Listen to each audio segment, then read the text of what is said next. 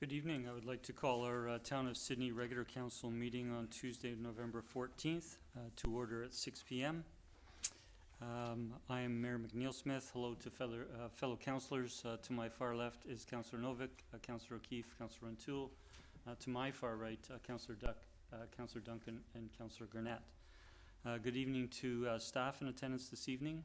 All are in the council chamber and will be introduced as they participate or speak. And good evening to members of our community, both in the council chamber who are attending this evening, and to those who may be watching the live webcast. I want to respectfully acknowledge that we're holding our meeting this evening in the territory of the Saanich nations. The Saanich people have been stewards of our lands for millennia, and we want to acknowledge and respect that, and that we have much to learn to work with Saanich in continuing to steward these lands. In turning to approval of the agenda, we have several additional items that we've received since the agenda was published last Thursday. I would like to read in those items, and then we will seek to move the agenda as amended. The first item is with regards to agenda item 13A, which is the approach to lowering speed limits in Sidney. Staff have provided an additional map showing current posted speed limits in the town. Under item 13C, which is an application for a tree removal permit, the applicant has submitted a second tree assessment report. The applicant has also submitted 3 letters from residents. Additionally, under 13C, a resident has submitted a letter directly to the town regarding the application. Under item 14A, a letter from the BC Minister of Housing, Ravi Kahlon, regarding the recent introduction of housing legislation was received last Thursday, and that will go under 14A as correspondence. I'll call it 14.1 as correspondence. We also received a letter from the Mayor of View Royal regarding View Royal Council's approval of a letter to the BC Auditor General, and that will go under correspondence for information as item 15.8. Councillor O'Keefe has requested raising a couple of items under our correspondence for information. The first is under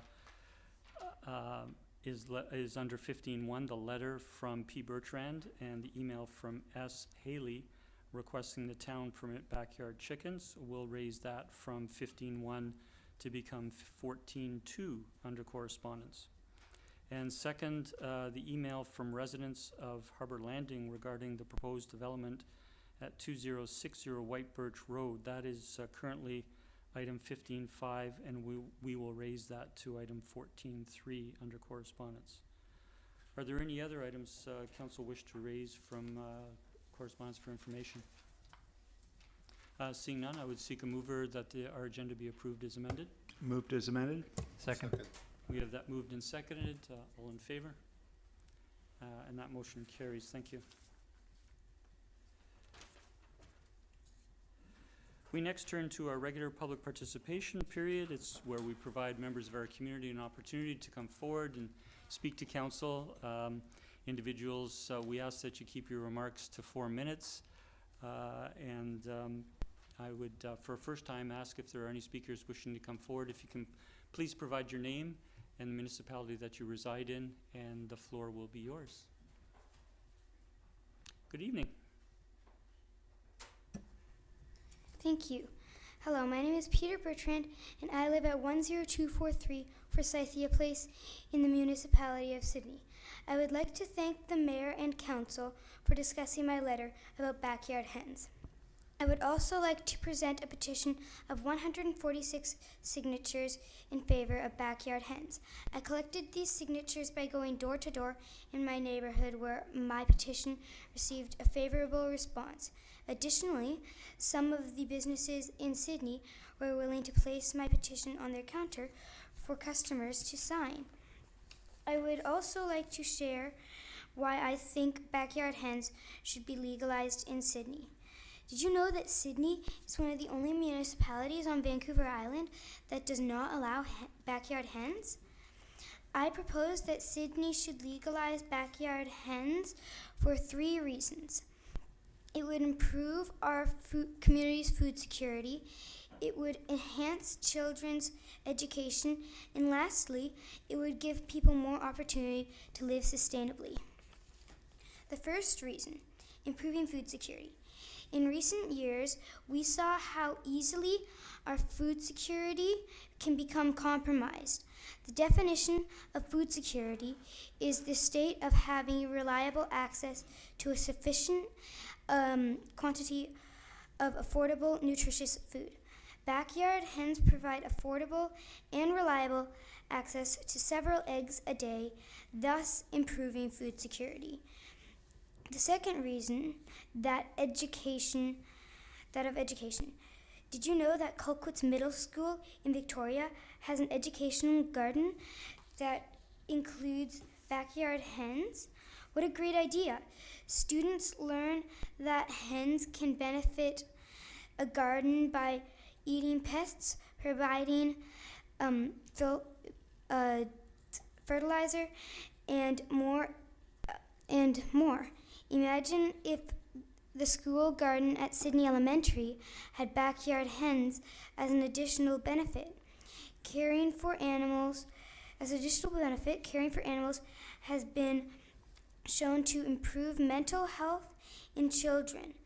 Third reason, sustainable living. The food bank usage continues to increase, but allowing backyard hens gives people the option to produce healthy food for themselves and their families, reducing the load of food on food banks. Thank you for listening to my reasons. Food security, children's education, and sustainable living, and for entertaining my petition to allow backyard hens for the benefit of the residents of Sidney. Peter Bertrand, would you like to stay at the microphone for just a moment? If you want to move the microphone down just so you can see a little better. I first want to ask if you would like to deliver your petition all the way across the room to our town staff. We'd be happy to receive that. Do you have a printed petition to? Yes. Okay, and then I have a couple of remarks.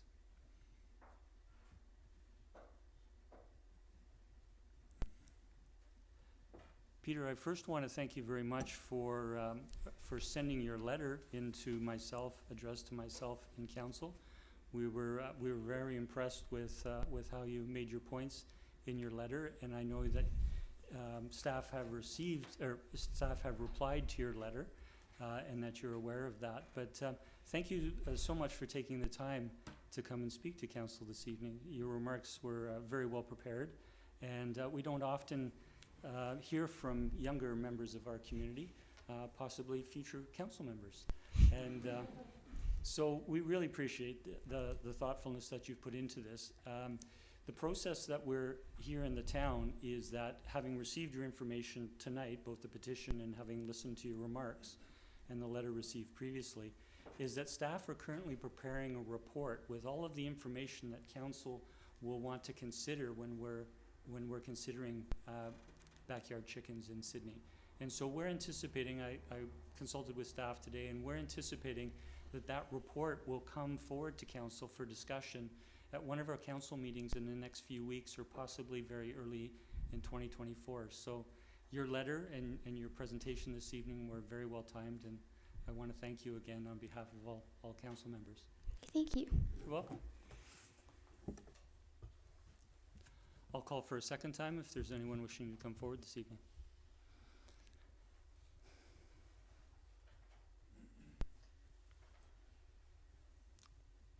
Good evening. Good evening. Now I know what you mean by hard act to follow. The microphone might just, yeah, there we go. Good evening. Sorry, if you could just pop the, Blair, no, Mr. Blair, if you could just pop the button to make the mic live. There we go. John Blair, Unit 2 at 2312 Henry in Sidney. Good evening, Mayor McNeil Smith and members of council. You'll have seen the news story regarding the plan by BC Transit to raise bus fares by as much as 20% in 2024. The same article mentioned the NDP provincial government is reducing transit funding by over $1 million in the next 2 years. Now, there's a big sign on the Pat Bay Highway informing us that we're paying $79 million for a new interchange at Keating Crossroad. But this fare increase discriminates against the youngest, poorest, and oldest citizens the worst, at a time when we're kidding ourselves about seeking alternatives to automobiles. Few young people can afford to live in Sydney. How can we expect them to travel here to work their low-paid jobs? How are the elderly to manage when many of them can no longer drive or even afford a car? And haven't we done enough already to make a life in poverty as unpleasant as possible for those?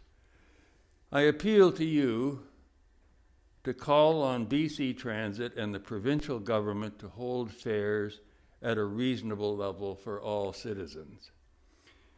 I further appeal to you to point out the absurdity of the town of Sydney having no permanent representative on the BC Transit Commission, despite our considerable population and our ferry destinations. Yet another news article tells us that the population of cars on the Saanich Peninsula has increased yet again. This fact is painfully obvious at any intersection in Sydney. There are almost 10% more vehicles here now than we had in 2017. So it's now time to take transit management seriously at a time when the future of our grandchildren are at stake. Thank you. Thank you, Mr. Thank you, Mr. Blair.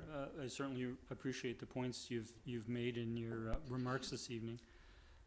You may be aware, but for the benefit of the larger public, there is a Victoria Transit Commission board for the Capital Regional District for the 13 municipalities. Presently, and for quite some time, that board is that commission is appointed by the provincial Minister of Transportation, and the current governance or configuration of that commission is that there will only be one representative. There is only one representative for the 3 municipalities on the peninsula. There are 2 representatives from the core, and there is representatives from the West Shore. So many municipalities, unfortunately, are not represented on the commission. A number of mayors have advocated to the commission. The appointments occur at the beginning of each council term and are in effect for the balance of the council term, so all 4 years. So at both the beginning of the last term while serving in this role and at the beginning of this term, mayors advocated for a change to that governance model without response from the minister. The second aspect is that the Capital Regional District does have a transportation service and is currently reviewing governance options for transportation as a whole, not just transit, but all forms of transportation in the capital region.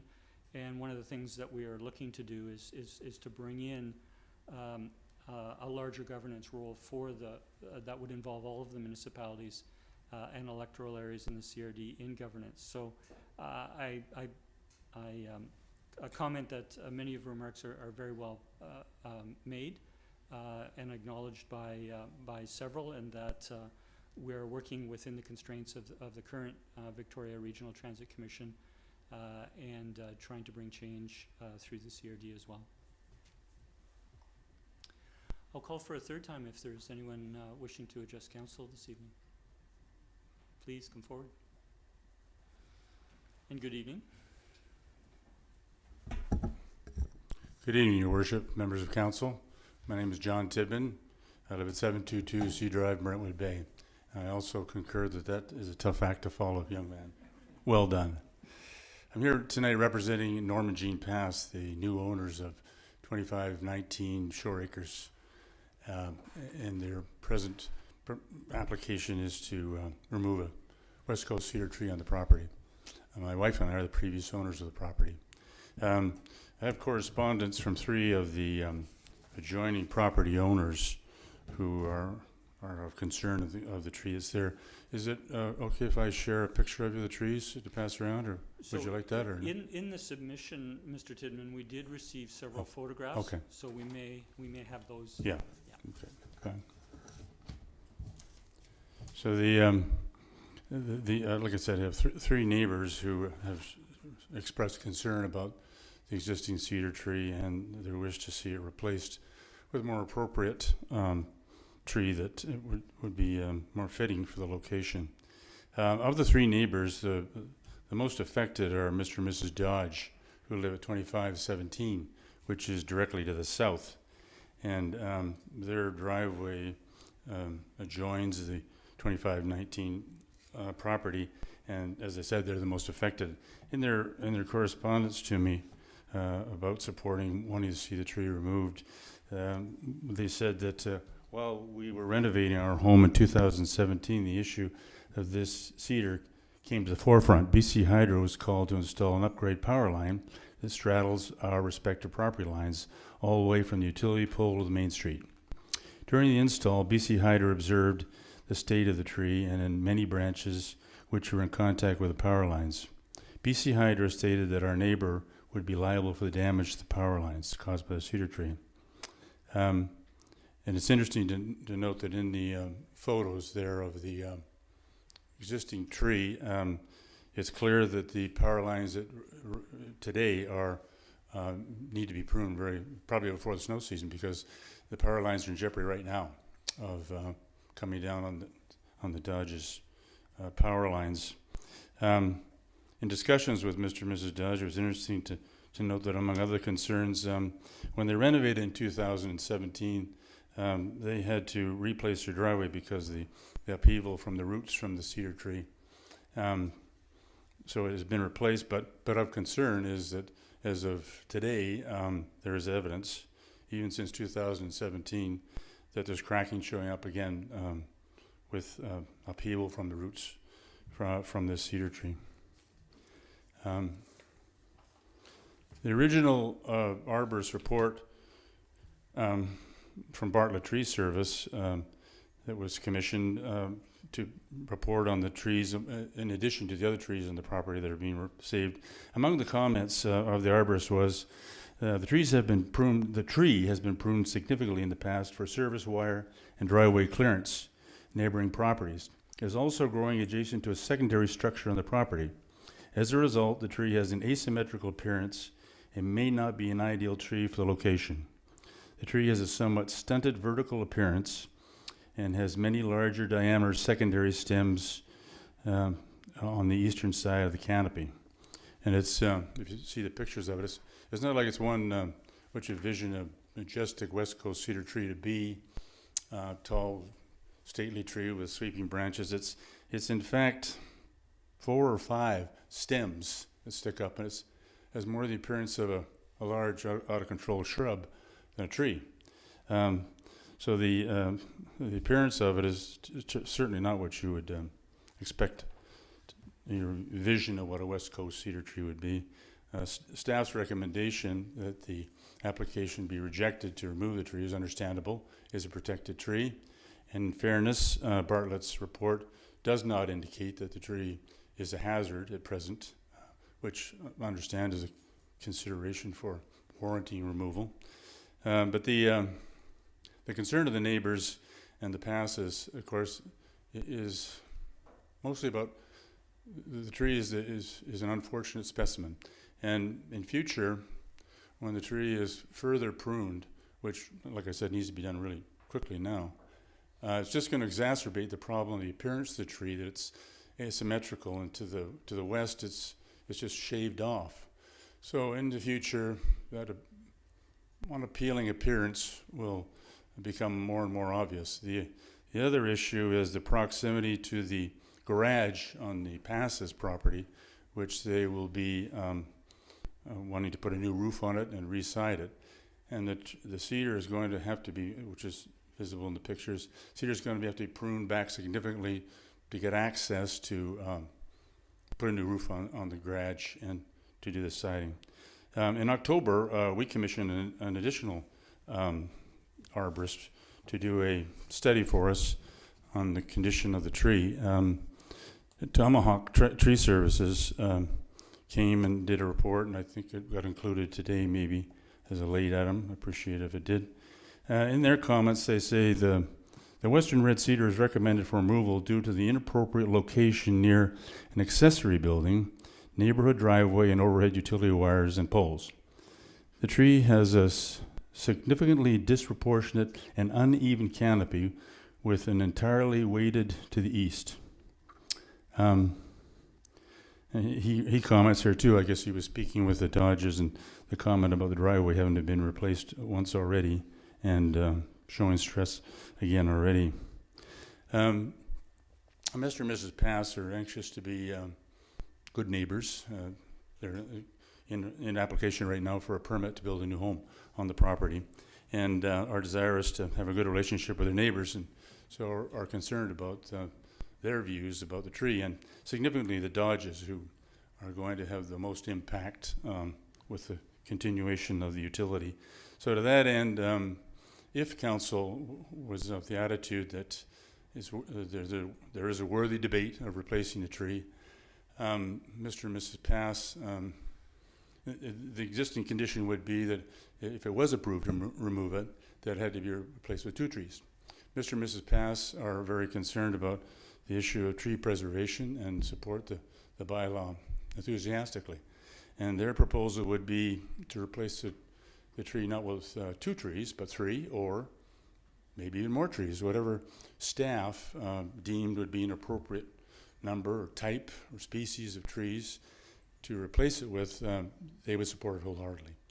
And also of significance is that they would be willing to incur additional expense to replace the tree with specimens that might be of a substantially significantly larger caliper than you typically might see a landscape contractor install in a new home. So the idea being to try and minimize the shock or the impact of that big bushy cedar no longer being there by having more than 2, however many trees it was deemed by staff to be appropriate, and of a significant caliber so that they will become of a size and a massing that will happen in a quicker period of time than if it was a smaller caliber tree. So, in closing, I thank council for the consideration to this request for the removal of the tree. Thank you. Thank you, Mr. Tidman. I'll call for a last time if there's anyone wishing to come forward this evening. Seeing none, I'll close public participation, and I'll just come back to Peter Bertrand. While you may be very keen on our proceedings this evening, we won't be speaking further to the backyard chickens this evening. As I indicated after your presentation, a report from staff will come to council. So you're more than welcome to stay. I do want to also acknowledge your family members that are here to support you this evening, but perhaps you want to make sure you read a bedtime story to your parents so they get a good night's sleep. So feel free to leave or stay as you wish. Thank you.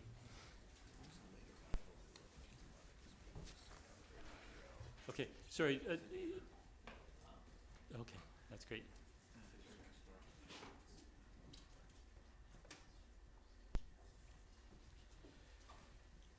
So turning to number 7, adoption of minutes, I would look for a motion to receive 2 sets of minutes, those from our regular council meeting on October 23rd and those from our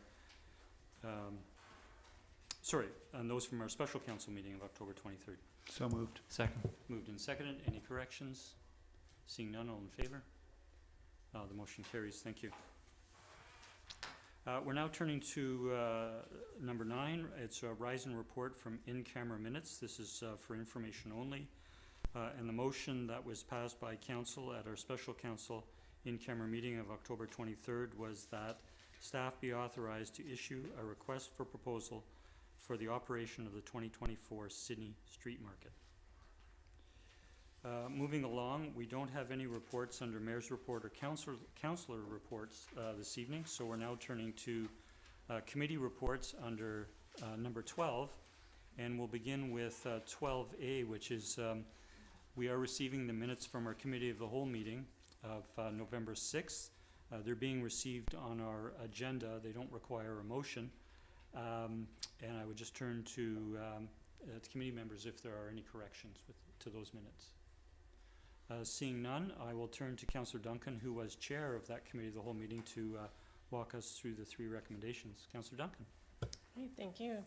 So committee recommends, and I so move, recommendation 1 is that owners and tenants in occupation of property within 75 meters, 246 feet of 9881 Seaport Place be notified regarding development variance permit application number DV 100347 to vary the requirements for the number of fascia signs permitted on one building face, the minimum distance from the ground for a fascia sign, and the maximum height for a fascia sign in order to allow 2 fascia signs, and to vary the type of signs permitted in order to allow a roof sign, and that any written correspondence received be forwarded to council at the time of consideration of approval of the variance. Second. Moved and seconded. Any discussion? Seeing none, I'll call the question. All in favor? That carries unanimous. Please continue. Committee recommends, and I so move, this is recommendation 2, that zoning amendment application number RZ100109 and development permit application number DP 100842 to amend the zoning designation of the property at 9522 Lochside Drive in order to allow for the development of a 2.5 to 3-story mixed-use multi-unit residential/commercial development containing 97 dwelling units and ground floor commercial space, be forwarded to the Advisory Planning Commission for review and comment. Second. Moved and seconded. Any discussion? Seeing none, all in favor? That motion carries unanimous. And final recommendation 3, committee recommends, and I so move, that the Town of Sydney Accessibility Plan be adopted as presented. Second. Okay, moved by Councillor Duncan, seconded by Councillor Duck. Any discussion? Councillor O'Keefe. Thank you. We had some discussion on this at Committee of the Whole, and at the time I noted that there weren't any priorities set and not a mechanism for regular reporting, which was a bit of a concern for me. However, since last week in discussions with staff, my understanding is that it's expected that there will be an annual reporting on the progress of the plan. So I just want to confirm with staff through you that my understanding of that is correct. We'll turn to staff. Mr. Newcomb.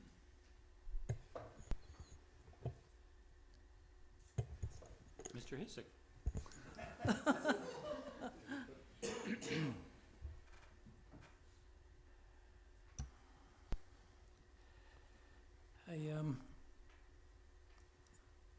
As this is a new plan, I think we're going to have to live with it for a little while, and we'll try and determine some ways where it can build in some level of reporting accountability. Okay, I guess I would, in discussions that we've had in regards to other plans, I was thinking that, you know, we would see some sort of update, say, a year from now. Is that likely, or just in terms of progress reporting? When we bring forward a report on all of our master plan type documents, that'll be a time when council can endorse our recommendations on regular reporting. Okay, yeah, that's great. So, yeah, I'm fine with that.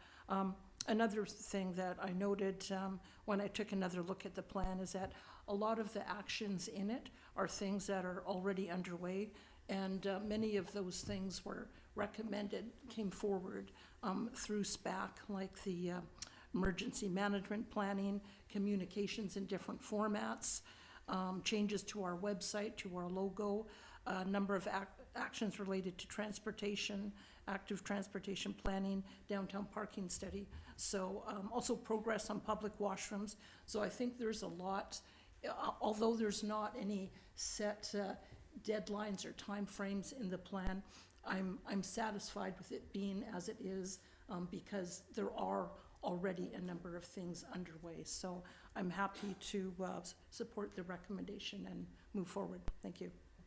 Thank you, Councillor O'Keefe. Any further discussion? Seeing none, I'll call the question. All in favor? And the motion carries unanimous. Thank you. And thank you, Councillor Duncan, for taking us through those 3 recommendations. We're now turning to number 13, which are staff reports, and the first is item 13A, approach to lowering speed limits in Sydney, and we have a report from staff, and I'll turn to Ms. Clarity to introduce, please. Good evening. This report addresses the strategic plan action item to explore reducing speed limits in Sydney. The report reviews existing speed limits in Sydney and discusses several approaches that the town could use when lowering speed limits. Currently, the Provincial Motor Vehicle Act sets default speed limits in all municipalities at 50 kilometers an hour.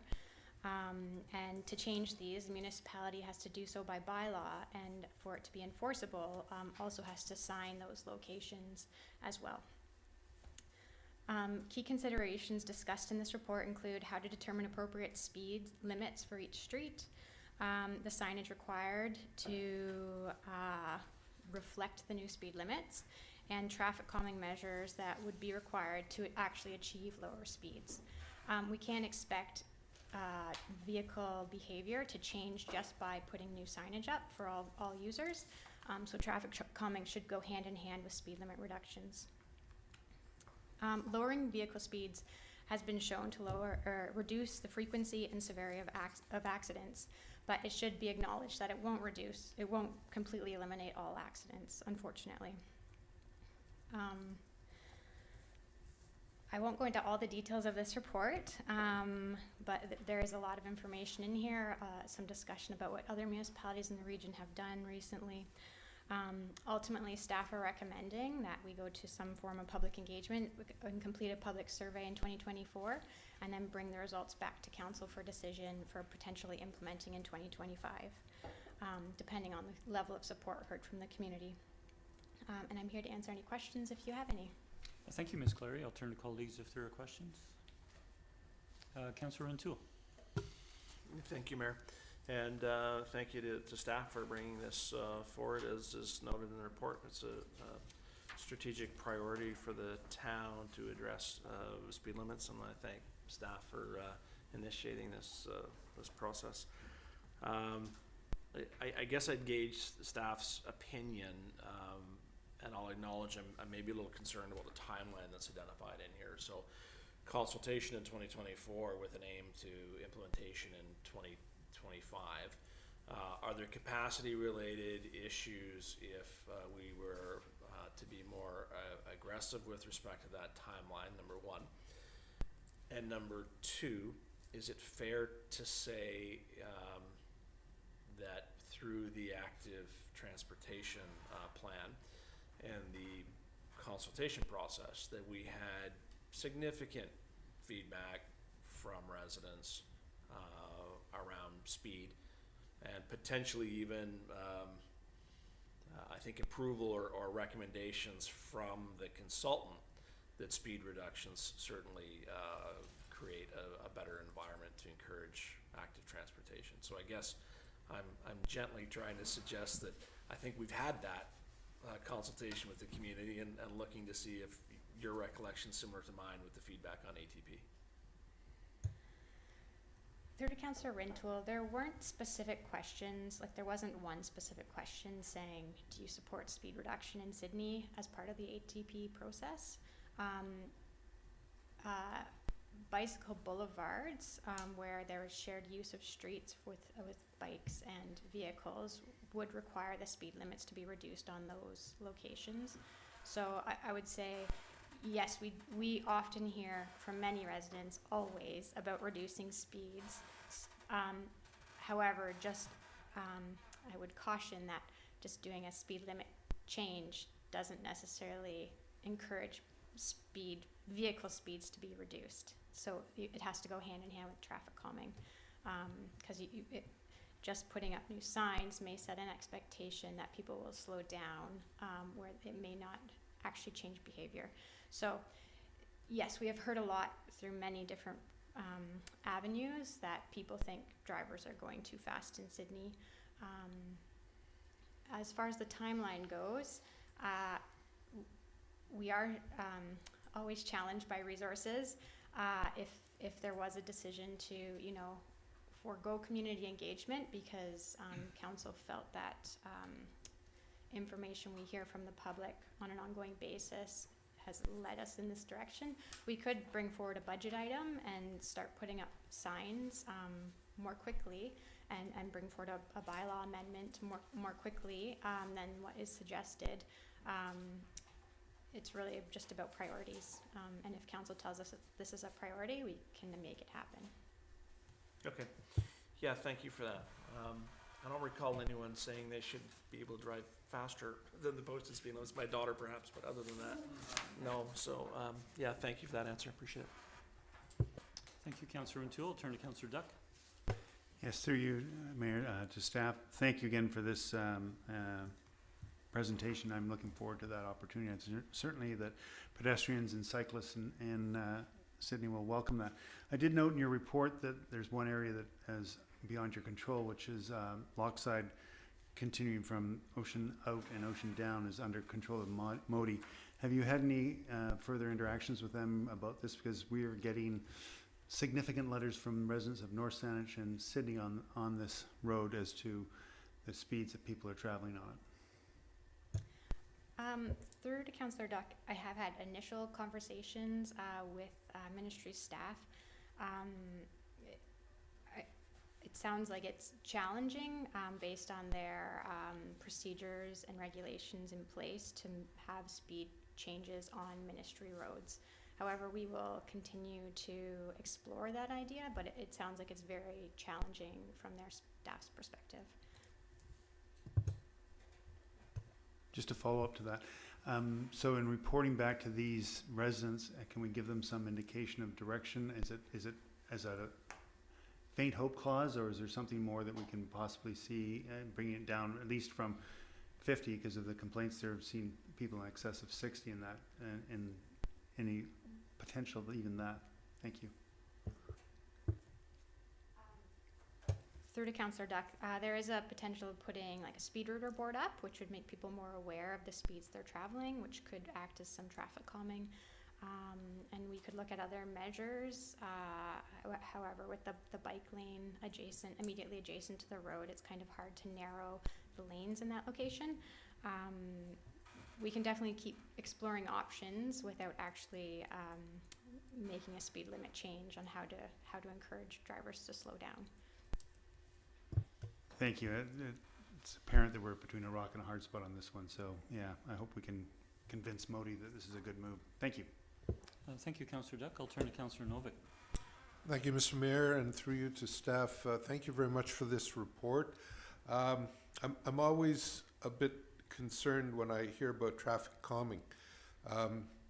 Has any consideration been given to the impact that reduced speed limits and traffic calming devices such as speed bumps or sidewalk bumps or any other calming devices would have on the ability of emergency vehicles, either fire and or ambulance, to either get to a target residence within their prescribed time, or conversely to get from a residence to either a hospital or wherever else they need to go within that time without those times being impacted severely by these speed calming devices.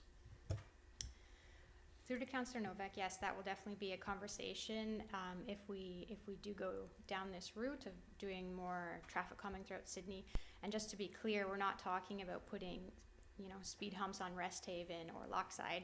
That would not be the intent. There would still be the main corridors with limited traffic calming devices on it, and then the more local, some smaller cul-de-sacs where we've heard of people actually getting up to 50 kilometers an hour. We could look at putting additional traffic calming devices there, or traffic calming measures there, or other more local roads. So we would definitely be working hand in hand with emergency services on this along the way.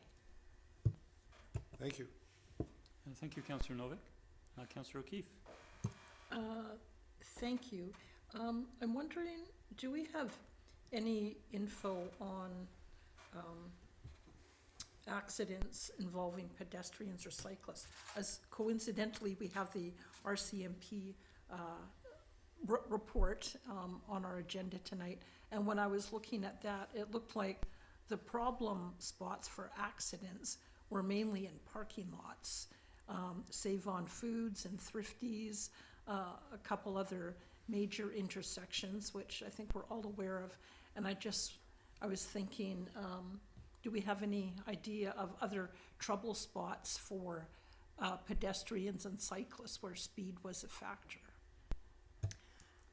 Through to Councillor O'Keefe, I don't have that handy at this time, but that's definitely something we can review. I do know Beacon and the highway is obviously a trouble spot, which we don't have much control over highway traffic either. But we could get back to you on that. All that information is publicly open sourced on ICBC's website as well. Yeah, I think I'd be interested in seeing that just before we decide where things are going to go. So one of the things that I guess is on my mind is that could be a significant amount of money if we put signs and traffic calming measures all over town. But if there were particular areas that we knew were trouble spots, we could perhaps focus in on those. One other question, if I may, in regards to the survey that we're anticipating, would that be just to ask people, do you want reduced speed limits or not? Or would we also be asking them about, where do they anticipate the worst places are? Or would we give them information about, if we do this, it might cost this amount of money? I'm just wondering how informed we'd be able to, what amount of information we'd be able to give them to make an informed sort of response.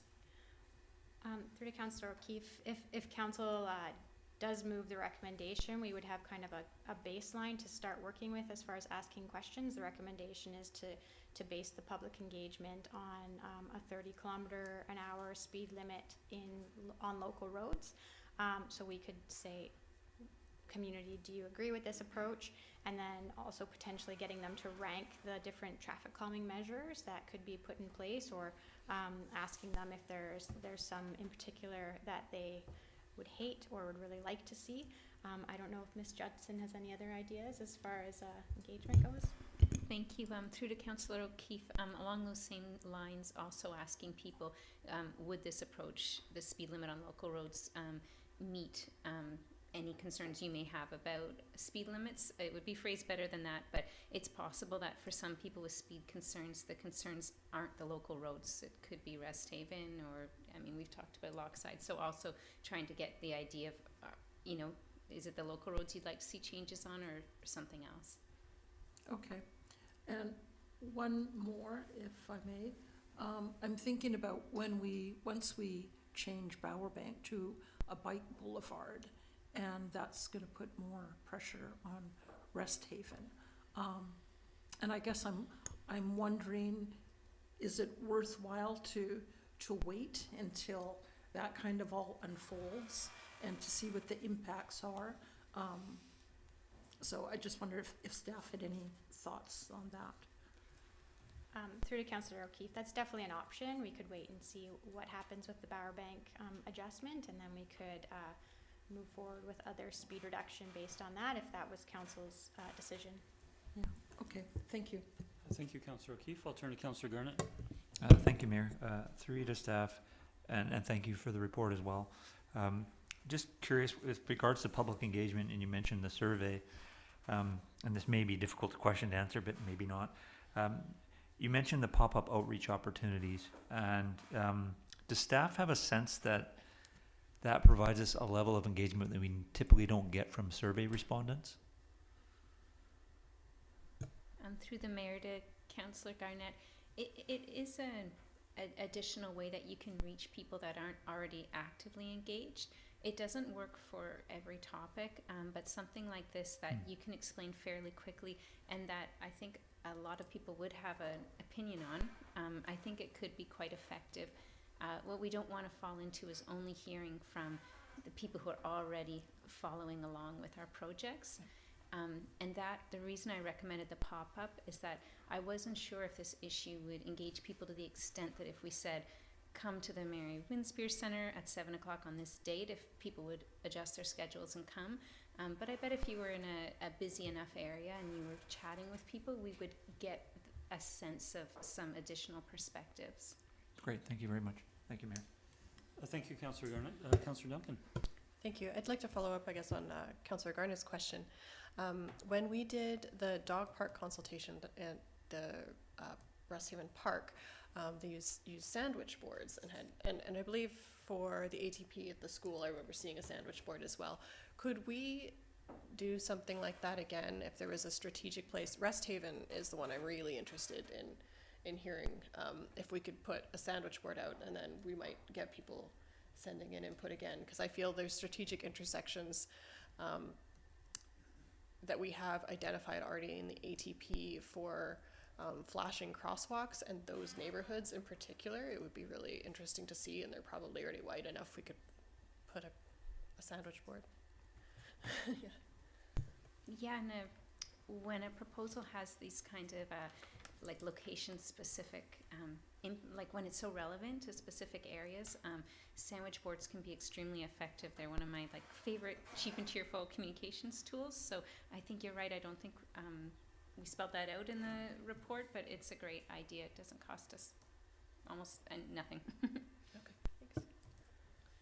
We won't come across our own sandwich board signed by law outside of court. Just Thanks, Councillor Duncan. I'll speak for a first time and then go to second time speakers. I do have a couple of questions. And my first is the staff recommendation is with regards to reducing speed limits on local roads to 30K. But we know that there are 3 collector roads that will be impacted in the active transportation plan, Bowerbank, 5th and Wyler.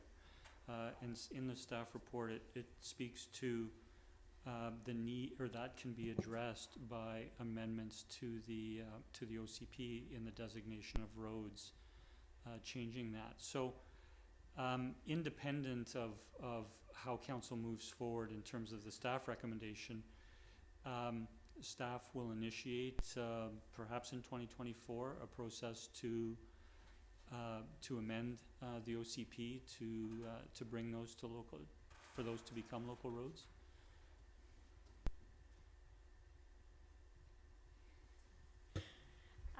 Through to the mayor, that is a potential. There is also an option that we put the Bowerbank, we build the Bowerbank Boulevard, and then we amend it after the fact, or amend the like, it doesn't necessarily have to all happen at the same time, especially with the bicycle boulevard, because there definitely will be speed reduction things put in place for that boulevard, but we would have to do it in the next couple of years. It sounds like yes, we would have to do that in the next couple of years. Okay, so I guess part of my question is that we're really dealing independently, separate from local roads in general, and how we address the speed limit changes on those cycling corridors, on those 3 collector roads. Correct. It's independent. However, that the streets and traffic bylaw would require amendment with both of those options as well, for both local roads and those. Sorry, actually, if the streets and traffic bylaw is amended to say just local roads are 30 kilometers an hour, then the OCP would require amendment for Bowerbank and 5th to be 30 kilometers an hour. However, we could specifically call out Bowerbank and 5th in our streets and traffic bylaw without the OCP amendment. Okay, if that makes sense. in speaking to the streets, sorry, the bylaw again is called The streets and traffic bylaw. the streets and traffic bylaw. So while that would deal with local road, the amendment would deal with local roads, you're suggesting we could also, in amendments to that bylaw, reduce the speeds on those 3 collector roads, and then we would deal separately with amendments to the OCP at an appropriate time. Correct, yes. Okay, thank you. That was my first question. My second question, apologies. I'll go to Councillor O'Keefe for a second time. Thank you. What I'm wondering is, does staff see or had considered perhaps having a broader sort of traffic study? And so I guess what I'm thinking is, you know, at the time we did the active transportation plan, we kind of thought that maybe we should be looking, sort of having a broader perspective. But we were kind of in the thick of it, and so we went forward, and that's fine. And so I guess what's on my mind is that I'm wondering whether now is the time to go through this, knowing that, so for example, the Bowerbank Boulevard, as I said, also some significant developments that we're anticipating in the town, so possibly something on White Birch, the Cedarwood. We're also looking at possibly areas in the town that will see some further densification with the new provincial legislation. The hotel on the corner of the highway, the 140 units on the other corner. And so I guess I'm wondering is now the time to kind of step back and take a look at how our traffic is flowing, whether we need adjustments at, we've talked in the past about, you know, something at the southbound access at the co-op, how lower speed limits might impede the flow of traffic through the town. So any thoughts on that and what sort of an endeavor that might be?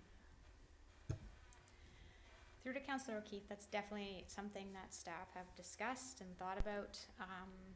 So far, traffic studies have been kind of piecemeal. Like the Beacon West traffic study is an example of that. Staff do intend to bring or propose an item in the near future about a review of Sidney Avenue. We've seen a lot of confusion around certain locations there since the new developments have gone in. And then we would expect to bring something, a review of Rest Haven forward in the future as well, because that's another location where we know, another corridor where we know there will be increased traffic flows. Sorry, that's me. So it has been piecemeal so far, and we do find we get more specific recommendations that way when we are looking at just one specific corridor rather than a whole municipal plan.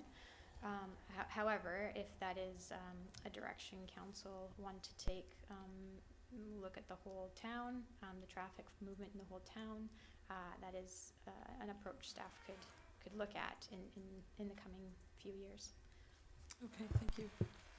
Thank you, Councillor O'Keefe. I do have my other questions, and the first is that the staff report is excellent in presenting the different considerations, and there are different approaches to even how we would implement 30K speed limits on local roads. So, setting aside for a moment the collector and arterial roads, just in speaking to the local roads,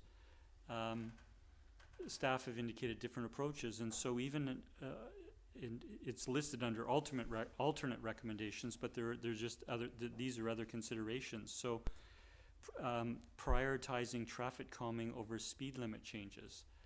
I'm not sure how council, or myself, I won't speak for council, but I'm not sure how we can recommend, we're not engineers, and I'm not sure how we can recommend what the balance should be between the speed limit change and traffic calming, but it's indicating that we could prioritize traffic calming over speed limit changes. Another is develop a guide to traffic calming in Sydney to help standardize staff's decision making around traffic calming. Will that come as a recommendation from council, or is staff going to make, staff that aren't making a recommendation specifically, they're referencing and making points to the potential benefits from doing that, but there are these topics surrounding the actual implementation of a speed limit change. The other is in terms of staff indicating that there are different approaches to changing the speed limits on local roads to 30K, but then having it enforceable. And the requirement to have signage, and staff have indicated a very significant cost. I'm not sure if that estimated $150,000 cost was just for local roads, but it is very significant. But staff indicates some other approaches, such as gateway signage, and so on. So I don't know that council necessarily want to go through and weigh in on all of those different aspects individually. My question is, in terms of the survey, if we were to pass the staff recommendation and the survey on reducing speed limits on local roads to 30K, is how specific will the proposal be to residents that they're commenting on? Because in a place in the staff report, it indicates that options can be presented in terms of ways to implement. I'm not sure if that's too vague a question, or just say so if it is. Through the mayor, I mean, we haven't developed the survey yet. We would definitely talk about how specific we would like to get into it in the survey. Obviously, there's some challenges around advertising enforceability, I guess. So we'd have to be careful in our wording around that. But we would definitely be looking into it as we develop the survey. I'm not sure if Ms. Judson has anything to add on that. Sorry, the mic just went up. Turned it off.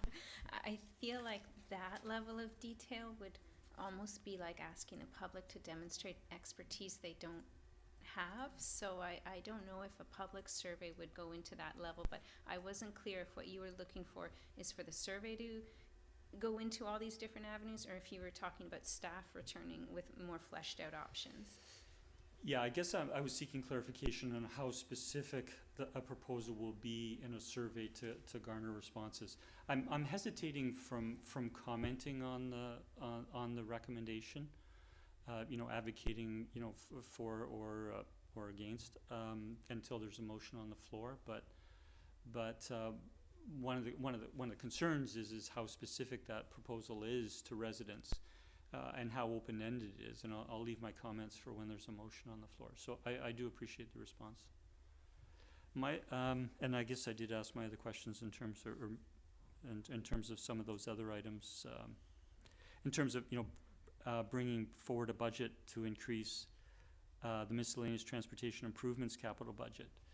I mean, council could make that motion this evening, or staff could just bring it forward, for consideration at budget time. So I appreciate that it shows up under alternative recommendations, but it's kind of a broad, there's a broad scope here for council's consideration. Ms. Clary.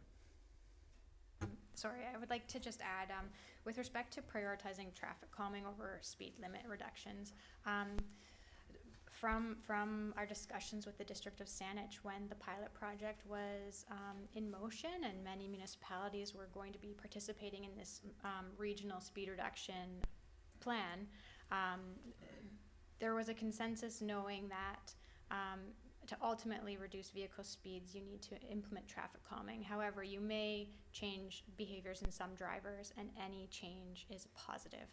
So that's where, speed limit reductions and signage it can be an added value, even if it's absent of traffic calming. So I just wanted to add that in, that staff are definitely not advocating for just traffic calming based on that comment, but it is an option if council wanted to pursue that. Okay.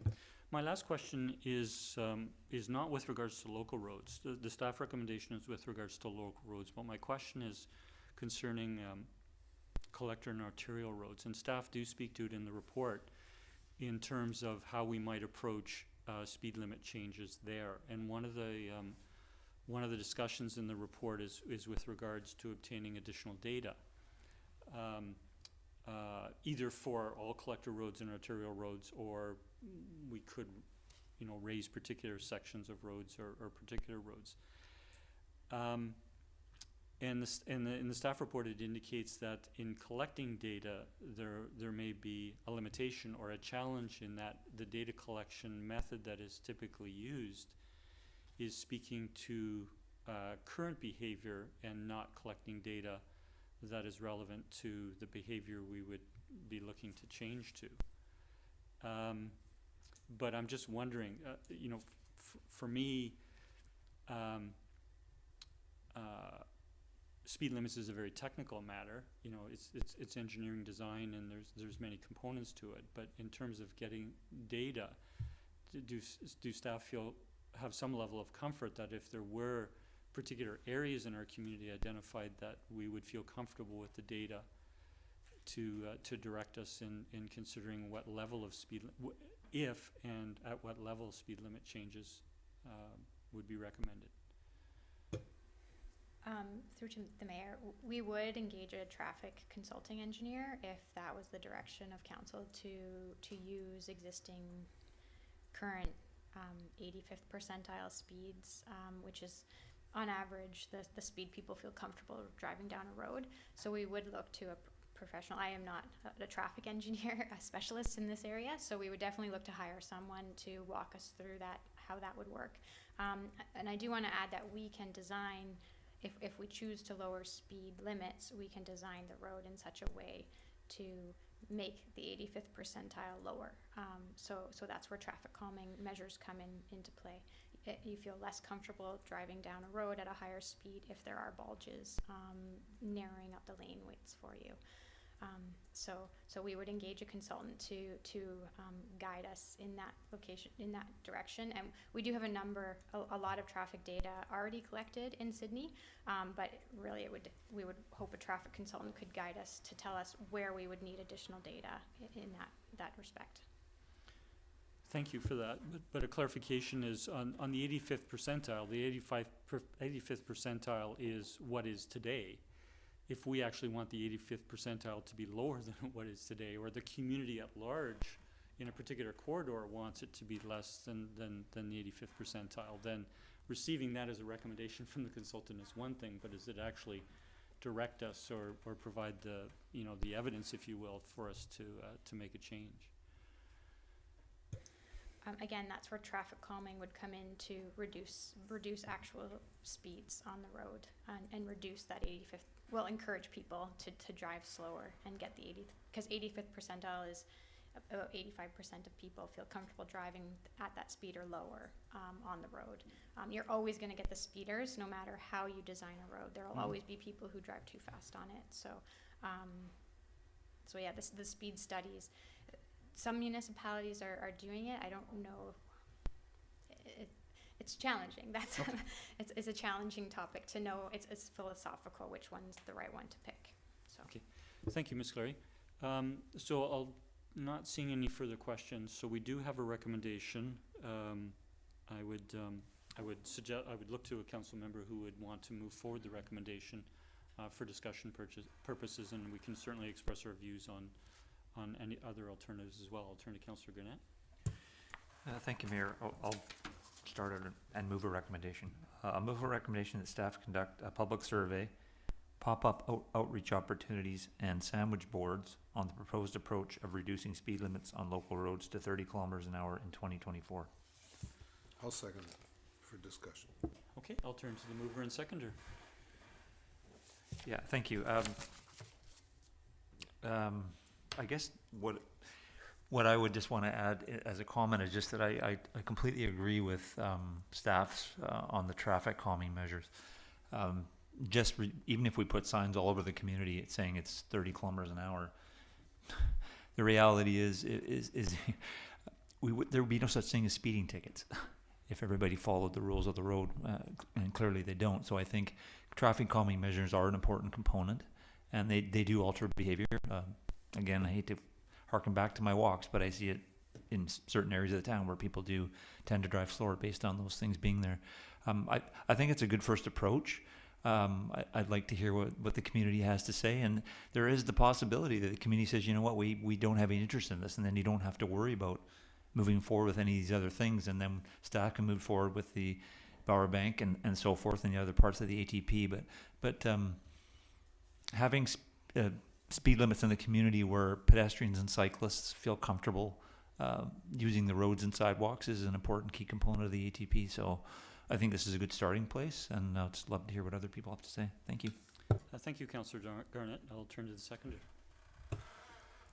Thank you, Mr. Mayor. I'm particularly appreciative of the map of speed limits that staff provided. I think it gives us a little perspective on what there is now and also potentially what there could be. I'd also like to hear what the public has to say. I suspect that we might not get the kind of responses that we're anticipating. And as Councillor Garnett said, there are areas in town, and particularly the one where I live, where I don't think it's even possible to get your speed above 20 kilometers an hour before you hit a curve or intersection.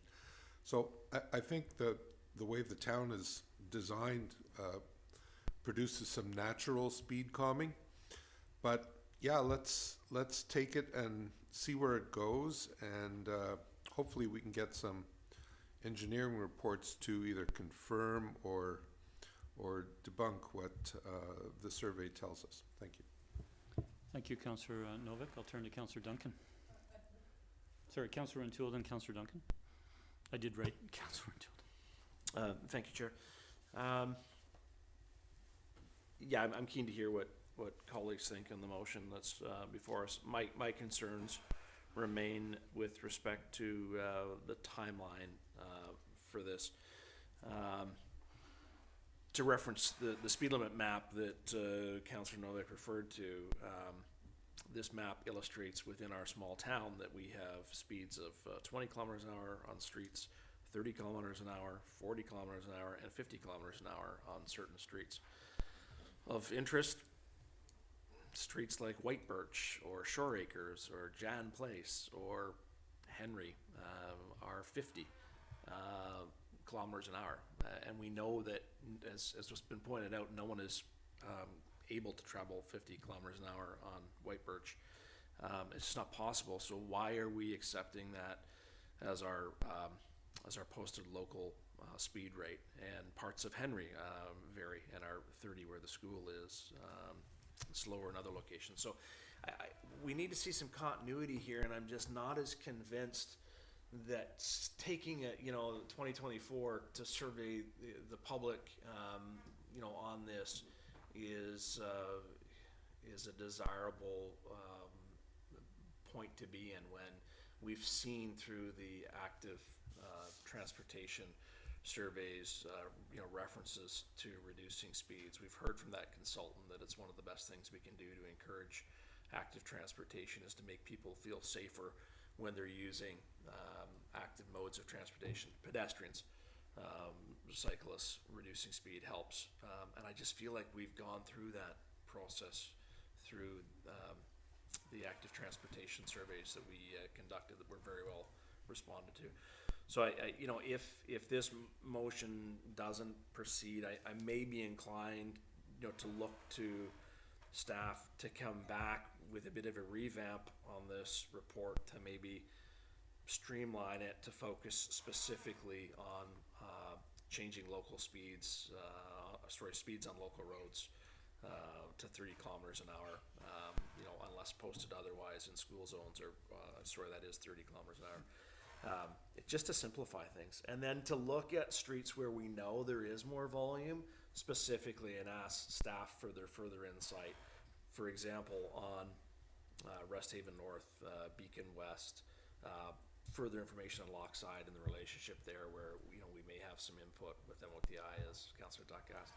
So while I value the input that we would receive from the public, I feel like we've had it. And I don't feel like anyone living on Henry or Shoreacres or White Birch is going to say, yeah, it shouldn't be 30K, 50s where it belongs. So I'm just presupposing that, this process is gonna lead us, to where we think we probably should be, or at least where I think we probably should be. Thank you, Chair. Thank you, Councillor Rintoul. I'll turn to Councillor Duncan. Thank you. Councillor Rintoul raised, and Councillor Novak raised interesting or pertinent points about the fact that most of these places, people don't have expectations of going 50, and this would be somewhat more of an acknowledgement that we know that. I'm of multiple minds about this, simply because it's almost like we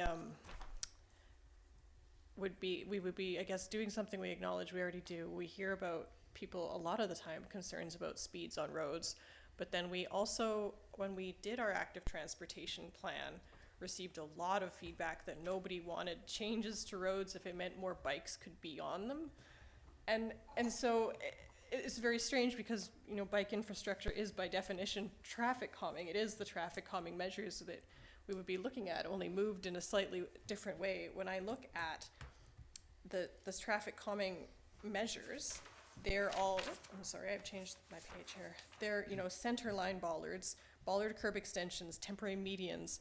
They're all things that shove bikes and cars into the same lane, either by moving cars, further over, away from a center line, away from each other in the oncoming lanes, or they move the bikes out into the lane with the car. So what I'm concerned about is that we have heard from the public, and when we had our open house and we get letters, people concerned about speeds on Rest Haven. However, they also say they don't like how many bikes are on there and that it's dangerous because the bikes are on there. And specifically the things we would look at to calm the infrastructure would make it safer for bikes if it was slower. However, it's also going to be almost deliberately using the cyclists themselves as traffic calming measures.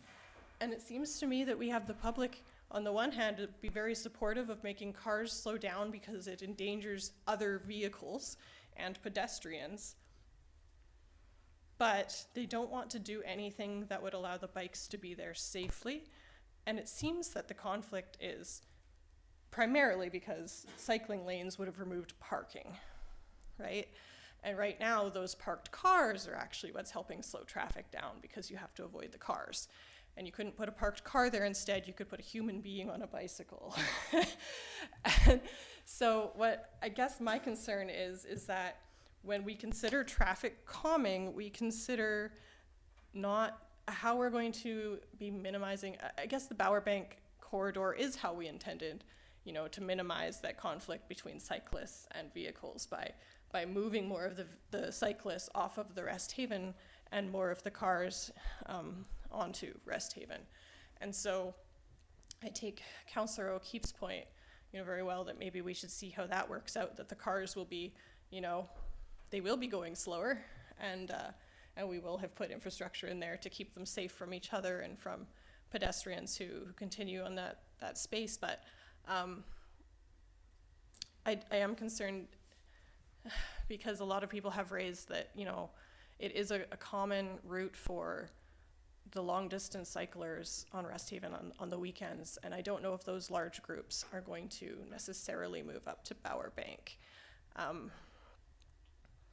don't know if I have a question or a resolution that rises out of this. I'm just wondering, and I don't know if staff would need specific direction about, only evaluating options that aren't likely to increase danger to the cyclists still using that road, but I'm sure they hear it anyway, and I don't know how that would be made specific, but. Councillor, I may just try to bring you back to the motion on the floor. Yeah. Speaking to that, and we can certainly have motions arising. So my question, I guess, because this is only pertinent to the local roads, and a lot of the comments we've received and a lot of the traffic calming measures that would be introduced are pertaining to Rest Haven. And if we could add Rest Haven, not all of the collector roads, because we know we can't do anything about all of those, but that one in particular, especially since we are increasing pedestrian infrastructure along that road as part of our survey responses. Thank you, Councillor. I'll turn to Councillor Duck, and then, sorry, I'm just following my list here. Councillor O'Keefe hasn't spoken, so I'll go Councillor Duck, Councillor O'Keefe, and then myself. Thank you, Mayor. I am not going to support this recommendation, as I concur with Councillor Rintoul that I think we need to get moving on this. I think we've heard throughout the ATP and certainly from letters back in that people are looking for slower speeds on our streets. They are not, we need to build them into our bylaws. Resthaven is not the only one that has that. Fifth experiences high speeds, and we get constant complaints from neighbors on that street as well. So I think it's time to ask staff to move forward with this. The public have given us their input, and they're ready to move ahead, as Councillor Rintoul eloquently put it. But they're not looking for faster speeds. They're looking for slower speeds, and I think it's time to move. Thank you. Thank you, Councillor Duck. I'll turn to Councillor O'Keefe, and then myself. Thank you. I'm not inclined to support the motion for a few reasons. I think we heard during the ATP process the concern about speeds. And I don't think that we would hear anything different from going through a survey. But I'm not necessarily advocating for us to gallop forward with some of the actions in this plan. And so I guess what's on my mind is that when this first came forward, the concern about speeds, this came up, is my recollection, in our previous term, I think. It was prior to us going through any sort of engagement with the active transportation plan. And the areas that I remember that came up several times was Sidell Road was one, Fifth was another one, might have been some on Melville. And so since that time, we went through the ATP process, and we now have a plan in place that, as Sarah actually said, is that through the ATP, we're going to have traffic calming measures, so along Bower Bank. So those issues, the residents that I recall complaining the loudest were on Sidell Road. So that's going to be addressed. We got correspondence from individuals this past week thanking council and staff for recommending putting speed bumps on Melville as another sort of traffic calming measure. And so I guess what I'm thinking is that, you know, I still kind of lean towards, we've got this active transportation plan that we're moving forward with. When people talked about being unsafe on our streets, you know, we're adding more sidewalks. We're putting in crosswalks and things to make things more safe for them. So I'm more inclined to be looking, I think, getting back to my point about having a bigger perspective. I'm not going to advocate right now for a great big traffic study for all of Sydney, but I do think that I think we need to look at the active transportation plan and our desire to lower speed limits together as one thing, not in isolation. So if there's things in the active transportation plan that can help move ahead some of these traffic calming measures, maybe we should be looking at that rather than doing each in isolation and looking at how can those two plans work together to meet the same objective. I don't know what that looks like, but I think it's worth considering. Thanks. Thank you, Councillor O'Keefe. I'm not in favor of the recommendation at the present time, and my concern, I have a few concerns. I think in the broad picture, the residents of Sydney, there are residents of Sydney, citizens of Sydney concerned about speed limits, and I'm going to pigeonhole them in three different areas because that's kind of how we've worked towards this. One is the local roads, which are currently 50. You can't go 50 on many of them, but 30 seems a perfectly reasonable speed limit. The second is with regards to the active transportation plan, and so we've engaged the community. We've heard back from them, and we have a plan. We are moving forward. First with Bower Bank.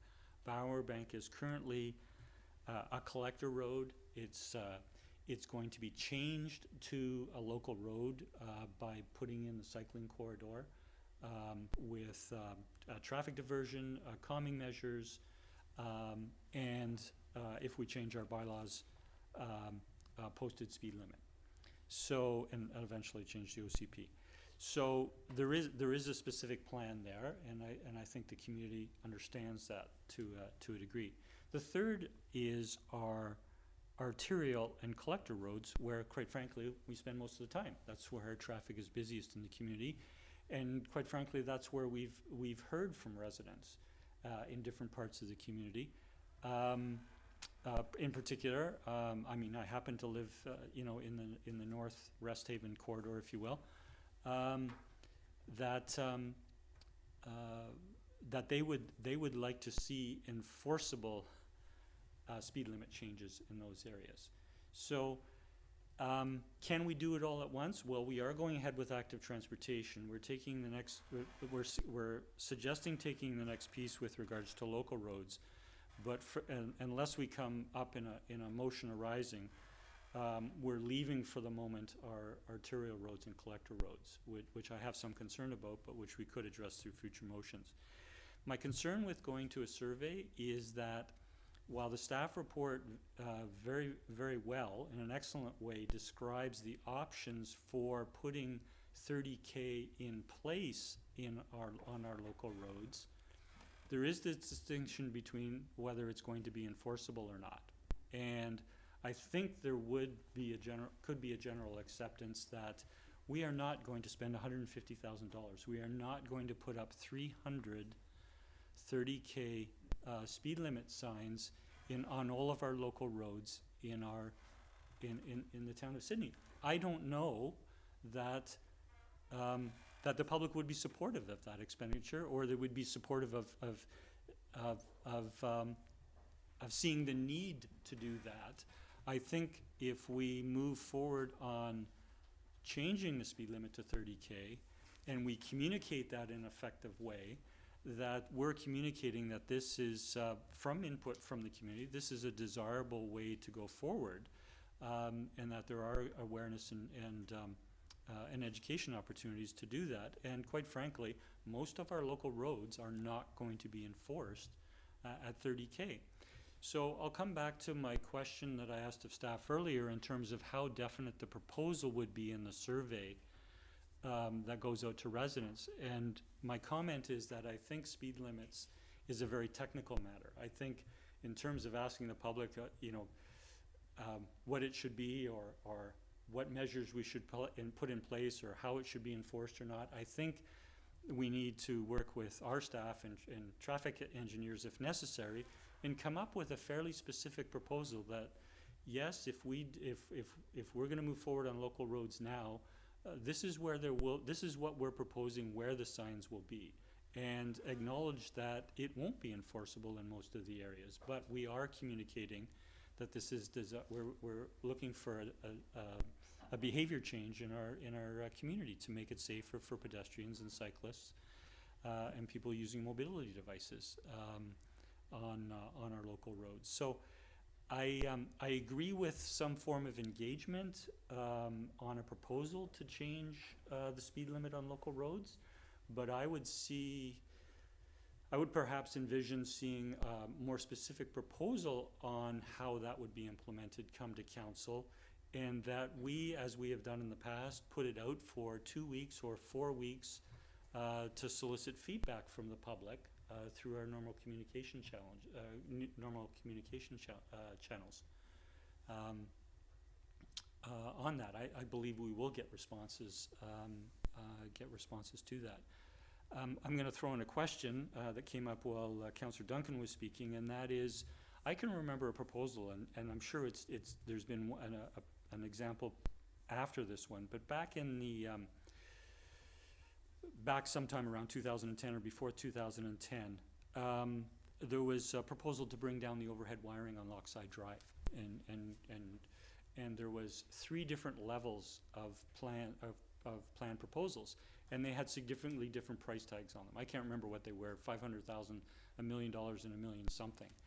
And I can remember that those plans were put on charts, in the Dogwood Room here at the town of Sidney. And for a period of a number of weeks, community members could come in and submit a survey, complete a survey. I don't know exactly what the engagement process was, but people could come in on their own time. You know, granted it was business hours from Monday to Friday, but they could come in and they could access the information. There wasn't a staff member present necessarily, but they could certainly go to the counter and ask a question of staff. And I think that when you're doing something as broad sweeping, or as broad sweeping, if that's a word, a change in our community, that we provide that kind of engagement opportunity for people to come. But again, because speed limits is a technical matter, it's an engineering matter, I feel we should be making a recommendation. A recommendation should be coming from staff and our consultants that council consider, and then we go out with some level of engagement. I'm a little, and so I would be content to move forward that way. I have a bit of a concern in pausing on waiting to deal with collector and arterial roads, and I'm not suggesting we want to deal with every kilometer of those roads. I think there are sections that have been brought to our attention, and I think it will require some data collection to get direction on those roads. But I'll leave my comments there and go to second-time speakers if there's further discussion. Councillor Gannett. Yeah, thank you, Mayor. Just responding to some comments that came up and flipping over my map on the back, I think it's important to also the comment was made that you can't drive 50 kilometers an hour on some of the local roads. If you look at the map, in cul-de-sac, maybe that's the case, but there are many streets in our community, local roads in our community, where you can definitely drive 50 kilometers an hour, if not faster.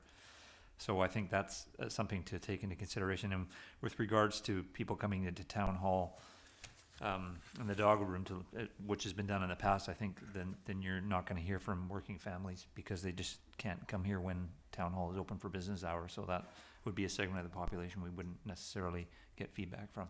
Just 2 points. Thank you. No, thank you, Councillor Garnett, and accept the points. Sorry, I wasn't considering that would be the only form of engagement. It's just one of a number of engagement tools. Councillor Novick, and then Councillor Keefe. Thank you, Mr. Mayor. I originally said that I'd like to see a survey, but on hearing more and more and looking more closely at the map, and correct me if I'm wrong, but when we talk about local roads, we are talking about the roads that are not collectors or arterial roads. And so, based on, certainly on my experience with driving around Sidney for the past 7 years, I'm satisfied that if we do reduce the speed limits on the local roads to 30K, most people aren't even going to notice. As I said earlier, once you're off the collectors or the main roads in some parts of town, and I'm not taking issue with what Councillor Garnett said, there probably are some local roads where you could get your speed up. But the majority of them, I don't see an issue with traffic. I see an issue on Resthaven where you got a long stretch, an issue on Bowerbank where you got ostensibly a long stretch without stop signs or whatever. So I'm quite happy to see this go to the next steps without a formal public survey. We've certainly done a lot of engagement on the whole idea of active transportation and all that, and I'm not sure we'd get enough opinion to do anything other than confirm what we pretty much already know, that we could easily reduce speeds to 30K on those local roads, and we'd probably not hear much about it. So I think I'd probably vote against this motion when it finally comes to the vote. Thank you, Councillor Novick. Any further discussion, Councillor Keefe? Just one other thing I meant to say. I don't think I said it already. You guys will tell me if I did. In terms of enforcement. So my recollection is when we talked about this in the past, and we asked, I remember we had the RCMP here at one meeting, and ask them whether they would be in a position to do any enforcement around speed limits. And my recollection is that they said no, based on their current resourcing levels, that doing additional enforcement on speed limits was not likely something they'd be able to support in a big way. So I wanted to remind ourselves of that. When we're talking about wanting to change behavior, people talking about, they want these speed limits enforced. Well, they're not likely to be enforced. So I think, my preference would be for whatever route we decide to go, more focus on traffic calming, and perhaps, as I said before, some of that traffic calming might be in the active transportation plan. So if we're going to spend, I hate to see us spend a lot of money on doing more studies or spending time about speed limits.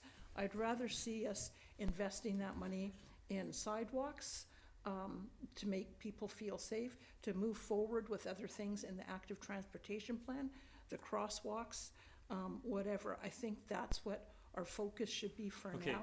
Councillor, if you could, speaking to the motion, on the floor. Thank you. Seeing no further discussion, I'll call the question. All in favor? Opposed? Councillor Duck, Councillor Duncan, myself, Councillor Rintoul, Councillor O'Keefe, and Councillor Novick. The motion is defeated. Councillor Rintoul. Thank you, Chair. As a motion arising, I'll move that staff come back to council with a specific approach report to reduce speed limits on local roads from 50 kilometers per hour to 30 kilometers per hour. Second. We haven't moved in second. I'll turn to the mover and seconder. Thank you. I feel that doesn't address everything that we've heard in this discussion, and there may be other motions arising coming. But this is a very comprehensive report. A bit challenging, frankly, for me to digest and understand all the nuances of the different types of roads in our municipality. But what's clear to me is that local roads set at 50 kilometers per hour doesn't seem appropriate, doesn't seem supported with the types of concerns that have come before this council and previous councils, and that's why this issue is before us this evening, is having listened to residents' concerns around the speed on local roads that's permitted. So this is really distilling what's in here, I think, in relation to the reduction of speeds on local roads, so that we have maybe a more condensed report on that matter, where we can hope to see some engagement from the community when this report comes out. And I think the discussion we've had this evening is going to generate some interest and get some comments as well. So if nothing else, this moves this, as a near-term item to revisit with more specificity around the local roads matter of speed reduction from 50 kilometers to 30 kilometers. Thank you. Turn to the seconder, Councillor Duck. Thank you, Mayor. I concur, and I think one of the things that challenges our community is having a variety of speed limits throughout the community. So this will bring more consistency to what we expect of drivers in the town. And yes, there will still be speeders, and there will always be those. But I think the other part is that, for the most part, our residents will adhere to that, because there won't be kind of figure out, is this a 40 zone, or is this a 30 zone, or whatever I'm in. The other part, to Councillor O'Keefe's point, is this will give more latitude for enforcement, because it'll be throughout our community. You won't be, a police officer going wherever can park anywhere and be able to pick them up, because we know that it's 30 kilometers everywhere. Thank you. Thank you, Councillor Duck. I'll turn to Councillor Duncan. Thank you. I have a question through you to staff. Regarding Councillor O'Keefe is being, it sounds like you're thinking that accelerations of some of the things that we've done under the ATP might be a better way to spend our money if we were going to spend. Sorry, Councillor Duncan, I'm going to ask you to speak through sorry. the chair and speak to the motion on the floor. So I guess my question was through you to staff, so that I could wonder whether we had to add something to the motion that if staff would require direction, if one of the things we wanted to see was more of the stuff from the ATP come forward in the upcoming budget, or if what our discussion is adequate. Could I suggest that that would be an appropriate question arising or motion arising after this motion? Separate motion? Okay, thank you. Thank you. Councillor Gannett. Thank you, Mayor. Through you to staff, just want to be clear. Does staff feel that the motion as it's been read provides enough specificity for you in terms of what's being required?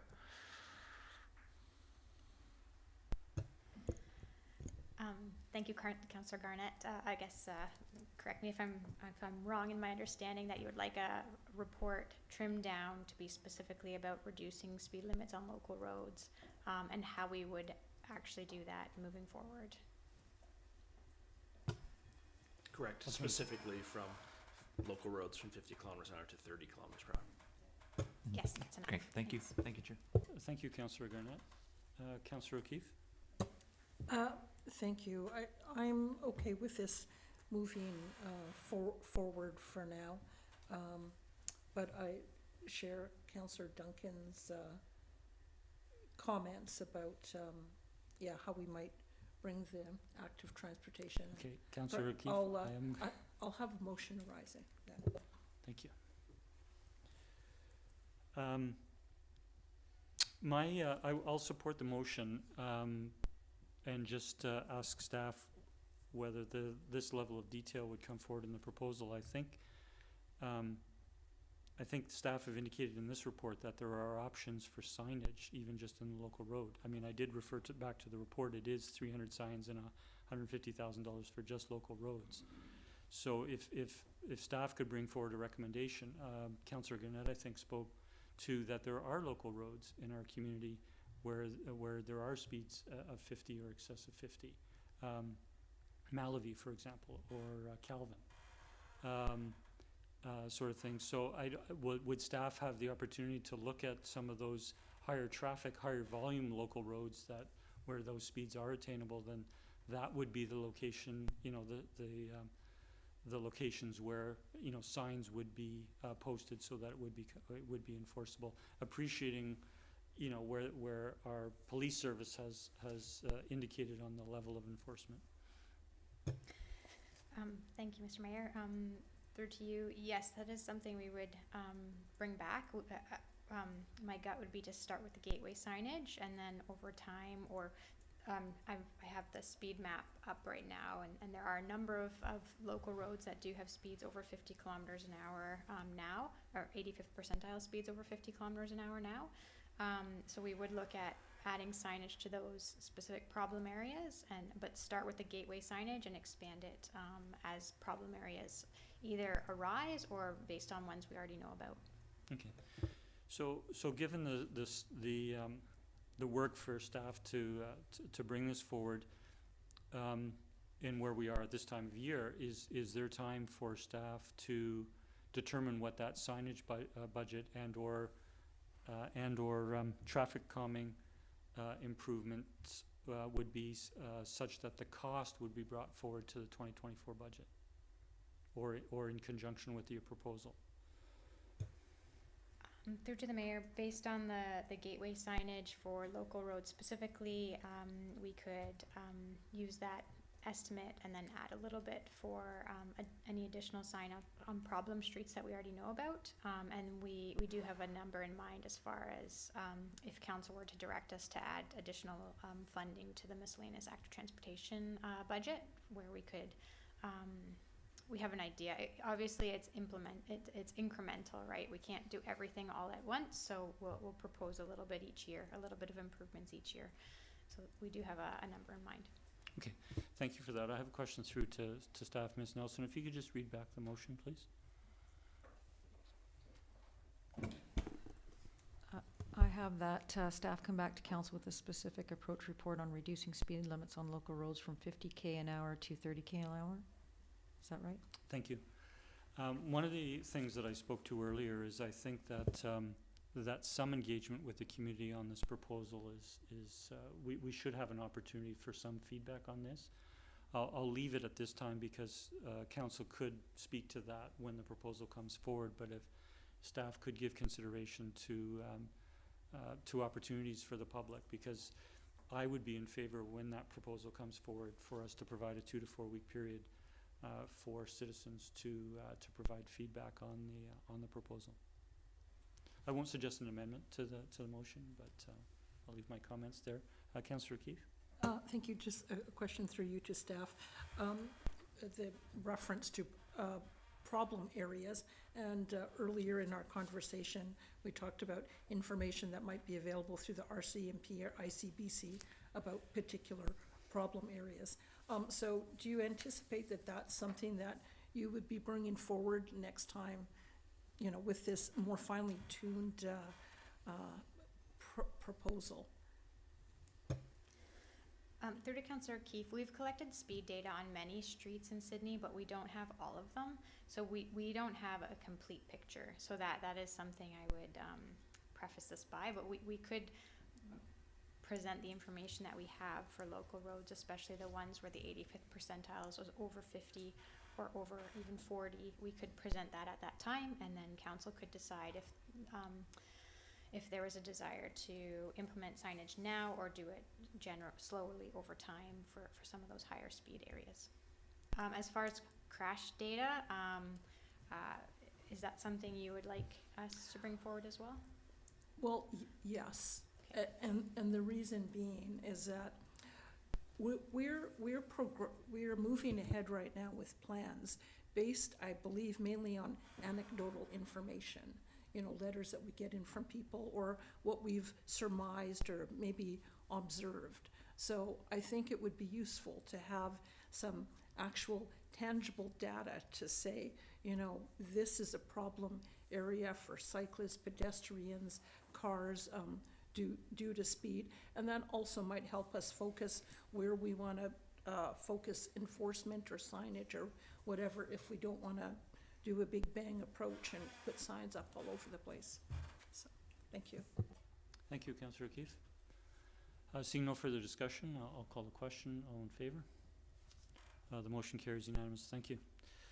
Council, I have yeah, well, I'm not going to make a motion. I just have a suggestion for consideration. And that is, I've commented on collector and arterial roads. My question through to staff is based on the staff report and some of the answers to questions this evening, is we understand there's going to be a staff resource involved in carrying forward this staff recommendation this evening, both to the proposal stage and then once if the proposal is adopted, implementing. I've commented with regards to collector and arterial roads. I would believe that that is going to be additional resource. Whatever council might want to consider this evening is going to be additional resource for staff, given the information that's provided in the report. So I will propose, I will make a motion, and that is that consideration of speed limit changes on collector and arterial roads be referred to strategic planning. A second for discussion. And my reason for that is because of the staff resource implication.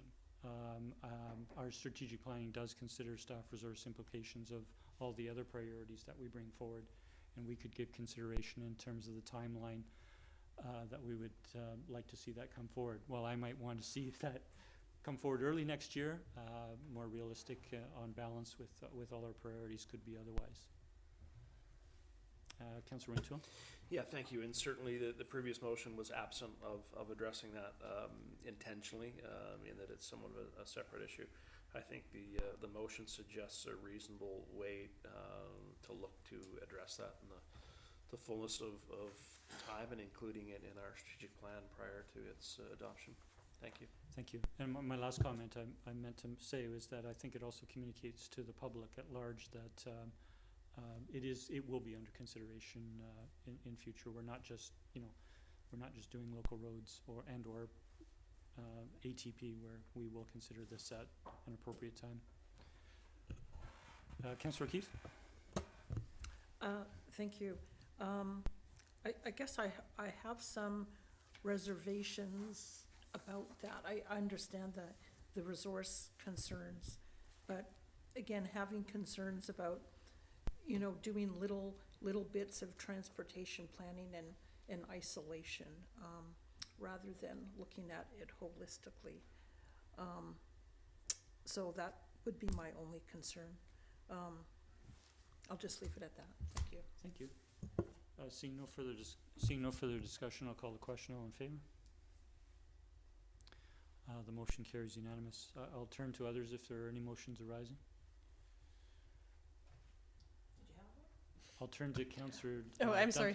I know Councillor O'Keefe had said she'd have the motion arising under yours. I didn't want to. Did you have one? No. I can make one. You've got one. If you've got one, let's hear it. Okay, you said it. Okay, we'll try this one. That in the next report, staff identify items in the active transportation plan that could result in calming or other measures that would improve traffic safety. I'm looking for a seconder. Does that? Councillor Keefe, I'm not seeing a seconder on Okay. the motion. All right. Thank you. Should I try then? Yeah. Well, sorry, council members, we know our process. We have a mover. If someone wishes to second it for discussion, please go forward. That's okay. If it doesn't Okay. fly, try yours. Thank you. I will comment that, I think staff have reported through the ATP process that I think much of what you were indicating will be covered through that implementation. Councillor Duncan. Yeah. Again, I wasn't sure if this was enough to need a motion arising, but I'll try that. That in the 2024 budget coming forward, staff identify items from or prioritize bringing forward items from the active transportation plan that may improve traffic calming measures as well as identified pedestrian infrastructure. Okay, I'm going to rule that motion is not in order. And the reason being is I believe, and I'll turn to staff, but I believe the current plans for the active transportation will bring that forward. When staff are implementing the Bowerbank Cycling Quarter, though, I think what you were speaking to would be covered under that. I'll turn to staff. Ms. Clary, perhaps? Yes, correct. Perhaps council would like to refer to the third item in the alternate recommendations, which says, speaks about bringing forward an increased budget for miscellaneous active transportation improvements. I guess the thing I was thinking of was that we have the list, we had a numbered list of crosswalks and things. We don't necessarily have dates on them. We have 1, 2, 3, 4, 5. And I'm thinking, I can't remember our discussion, 1 or 2 go in a year kind of thing. Yeah, go. No, continue, Councillor Duncan. And so I wasn't sure how many would come forward a year. I know that number 5 was Resthaven and Calvin. I don't remember what number 4 was. But if we're talking about, speeds on collector roads and putting in flashing intersections with speed humps was one of those things. This looked like if there are these things that we can accelerate, it kills the 2 birds with 1 stone. It's already identified. It already had a budget. But this kind of met the objectives in here. And this was what I wasn't sure how to phrase as a note, as an emotion arising, because I didn't know if staff needed that direction or what their timeline already was for bringing it forward in the budget. So, well, thanks, Councillor Duncan. I'll turn to Mr. Hayleigh. Thank you, Mr. Mayor. So many of these plans are relatively new. In fact, one was just accepted tonight. We need some time to live with them, to experience them, and to systematically bring forward budget items. We can't do that in advance of these plans being adopted, and then we need a certain amount of time to come up with realistic, prioritized phased plans for these things. So we heard council's desire tonight to combine traffic calming with active transportation, reducing speed limits, and we'll do our best. The budget's about 2 months from presentation, so we've been tasked with an average of $1 million per year in ATP. We haven't gotten to the point of determining how affordable that is for Sydney, and that'll come forward through the upcoming budget, and then we can take it from there. But certainly we plan on incremental improvements to these plans and budgets each and every budget year, but we just need time to digest and work with them. Thank you for the update, Mr. Hisik. Thank you. I don't think that sounds like that needs a motion, so I'll withdraw that. Okay, no, thank you, Councillor Duncan. Okay, not seeing any business arising, we'll move to the next item. Point of order. Yes, Councillor Dunn? Could we take a 5-minute recess, please? Yes. Just before we take a recess, I just want to ask council for a motion to move 13C, the proposed tree removal, before the 13B, the Brethour Park design proposals. So moved. Second. Moved and seconded, so we'll come back to that after a 5-minute recess. Thank you. Sorry, point of order, we need to call the question. We need to vote on that?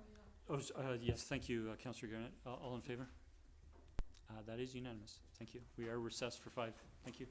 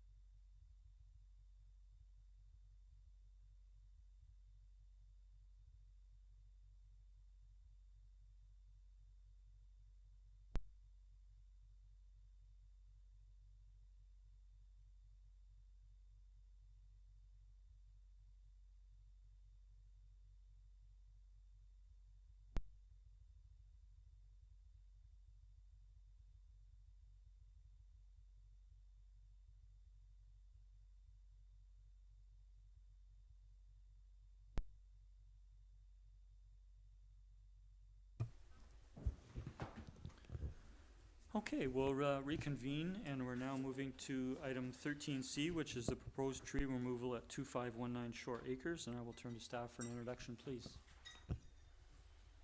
Good evening, Ms. Verhagen. Good evening, thank you.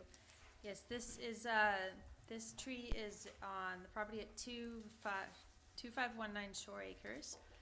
There was a part of a development permit minor application submitted to staff. Development permit minor applications are reviewed and approved by staff. So in this case, the property owner is appealing to council on staff's decision to require that a western red cedar tree on the property be retained. The property is in the Shoreacres environmentally sensitive development permit area as defined by the official community plan. So in that DP area and all environmentally sensitive DP areas, all trees on the property are protected regardless of size or species. There's information in the staff report, and I'd be happy to answer any questions. Thank you.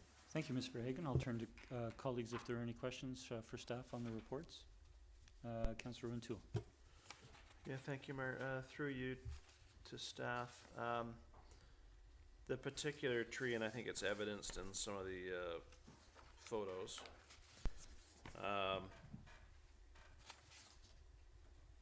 Are we confident that this is one tree that's just evolved into this kind of massive tree? And I only say that because it would appear as if either coming from the roots, you know, there's some other limbs. Is it in this state as a result of the constant pruning that's been described because of its location? I guess I'm just trying to understand its appearance from the photos in the Tomahawk Tree Service report on page 7 of 8. Sure. Through the mayor to Councillor Rintoul, the report was reviewed by Sydney's Parks Department and the senior arborist, who agreed with the findings of the Bartlett report that was attached to the report to council. He also reviewed the Tomahawk report today. Said, you know, he agreed with the original Bartlett report that the tree is healthy. It is one tree. Yeah. Thank you. Thank you. Thank you, Councillor.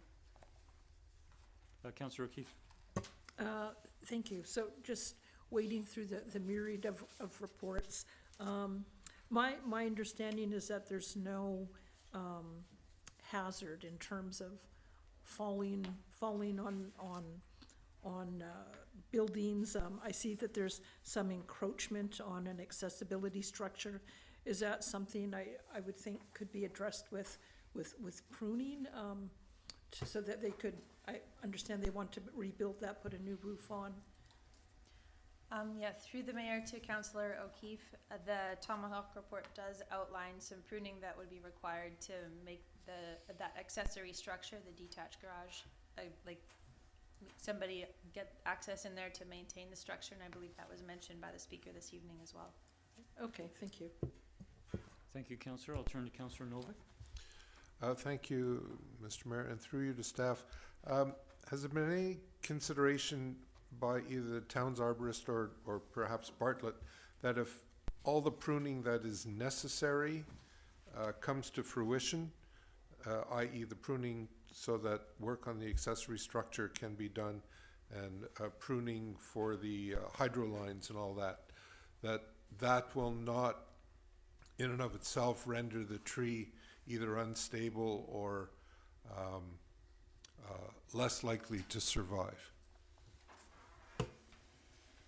Thank you. Through to Councillor Novak, sorry. Drew a blank. I believe that the report submitted today from Tomahawk Tree Service does talk about pruning the tree and mentions that significant pruning would cut back the live growth and it may not regrow in those areas. The Bartlett report that was previously submitted said the tree has been pruned significantly in the past for service wire and driveway clearance to the neighboring property. So to staff, that implied that it had been pruned significantly over the years and is still healthy, and they said they do not anticipate it being significantly impacted by the project. So I'm not a certified consulting arborist, so I can't comment further on that. Thank you. Councillor Duncan. Yeah, thank you. Just from the original arborist report, their comment on that tree was also that tree may not be appropriate species for its location. I'm guessing that that was regarding the fact that it was so close to the power lines and it was likely to be tall and constantly require upkeep. And was that staff arborist understanding as well about what that comment? Sorry, just to clarify, you're asking, was that staff's opinion too, that the tree wasn't an ideal specimen for that location due to being under the power lines? Yeah, was it the location by the power lines, or was it just that the cedars in general are kind of, they don't like it's drying out here? Like which, was it like that location or like the broader location? That I can't speak to that. Maybe our Ms. arborist Clary- didn't know. Maybe Ms. Clary could speak to that, but I don't feel qualified to speak to that. Okay. Yeah, thank you. I have a question through the staff with regards to the interaction of hydro lines in this tree. On private property, does hydro give any guidance to, or can they, if residents seek it, give guidance as to what the necessary pruning is for safety of that infrastructure?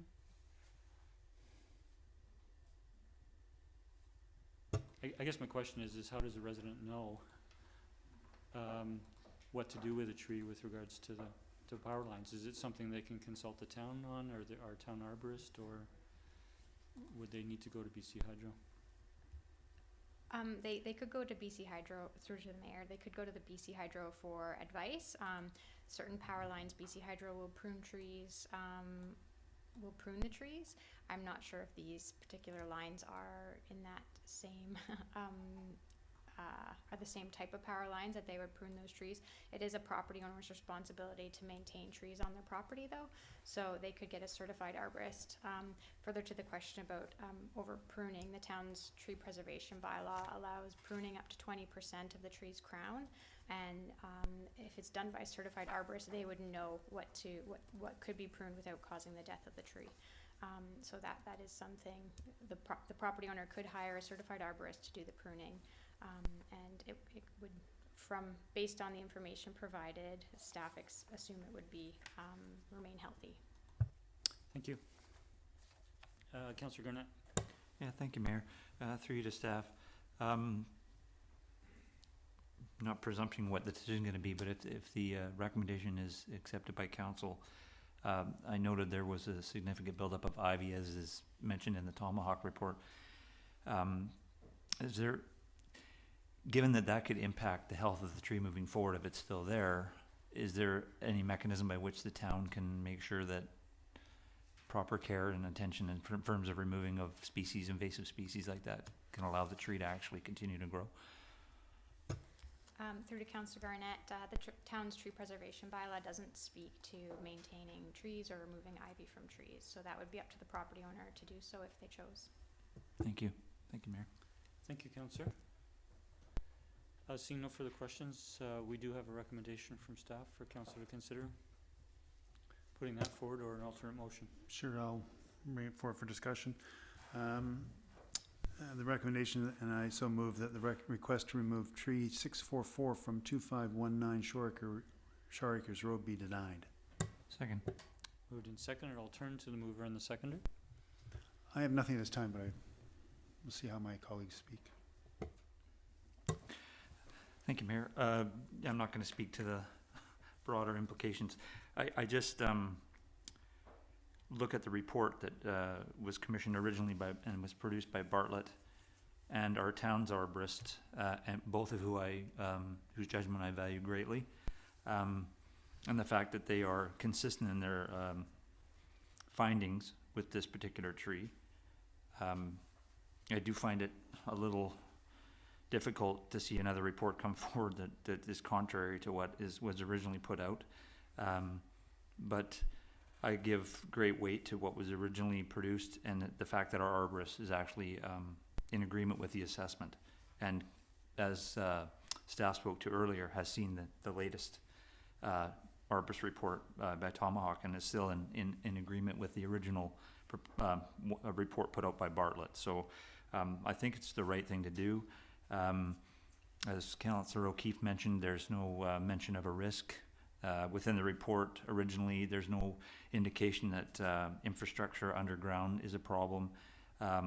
Pruning has been done for the wires, and I think as the tree grows, if it's allowed to, that will become less of an issue. It'll be more about potential limbs falling, but in terms of limbs interfering with the hydro wires as they are now, I think that becomes less of an issue moving forward.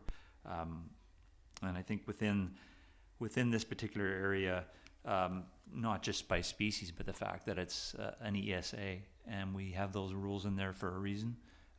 This particular area is really important, and so for me, there's no real rationale for the tree to be removed.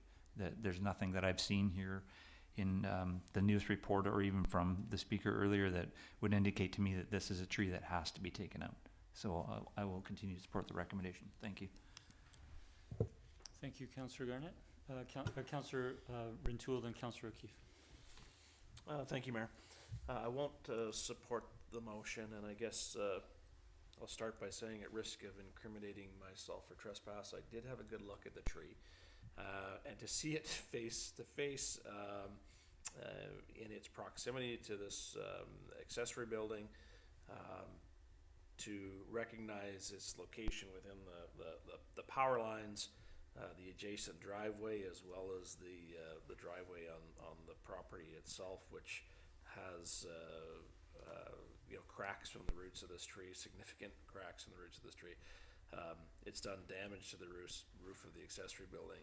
If it were to be pruned back to renovate the accessory building, as is evidenced sort of in page 8 of the Tomahawk report, again, you're taking the energy of the tree, out of it sort of resuming its natural state of appearance and forcing all that energy into the ground, and the tree growing outward, more like a bush. And frankly, in that circumstance, as it takes up more and more of the yard, and it takes up a substantial portion at the base of the tree, which is evidenced in the photos, I sympathize with the new owners and their position of wanting to see this accessory building retained and repaired, and their willingness to go beyond the requirements in terms of planting new species appropriate trees for the location. So we know that they'll plant 2 trees, and they've expressed their intent to do more than that, and so I can find myself sympathizing with their position, just given this tree's location and whether it is suitable for here or not. So I won't support the motion, and should it fail, I'll move to have the removal of the tree authorized. Thank you. Thank you, Councillor Rintoul. I'll turn to Councillor O'Keefe, then Councillor Duncan. Thank you. I haven't made up my mind yet. I think I noted that there is no imminent risk.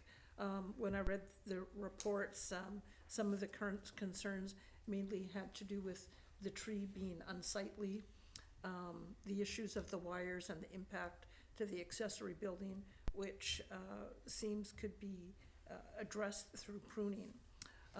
Having said that, I'm taking in Councillor Rintoul's comments. I didn't get a chance to go look at the tree, so I appreciate his perspective on that, and can see how, if there is a significant impact on that accessory building.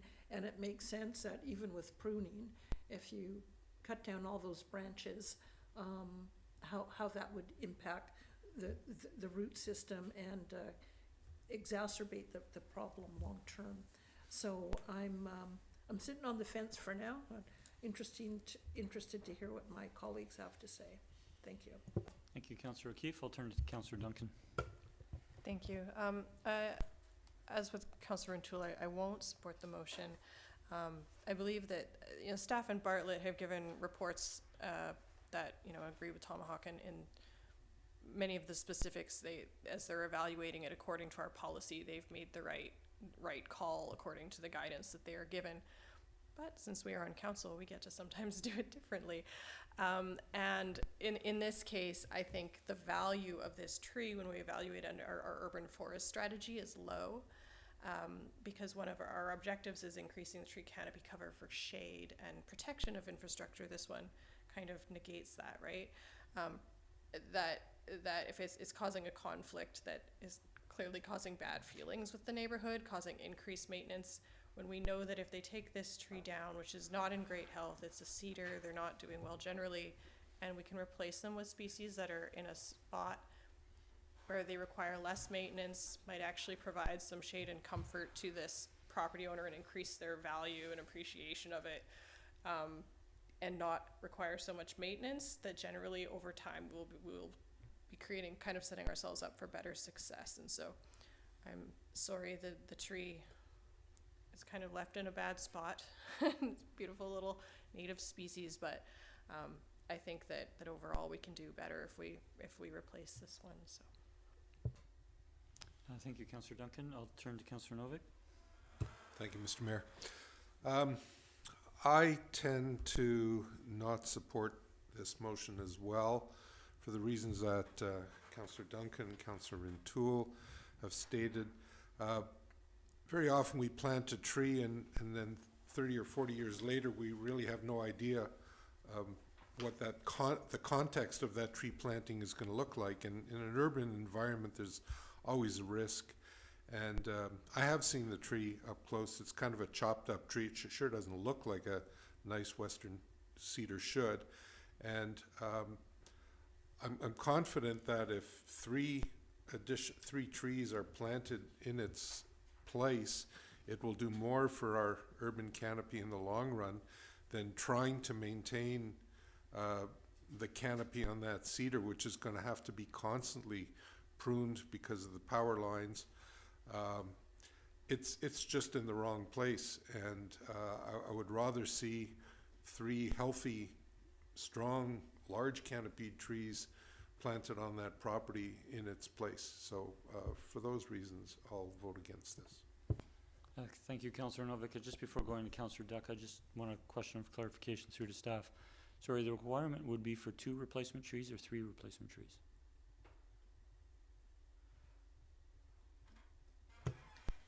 Through to the mayor, I believe the bylaw would require 2, but the applicant has indicated in a letter today that they would provide 3. So. Thank you. Councillor Duck?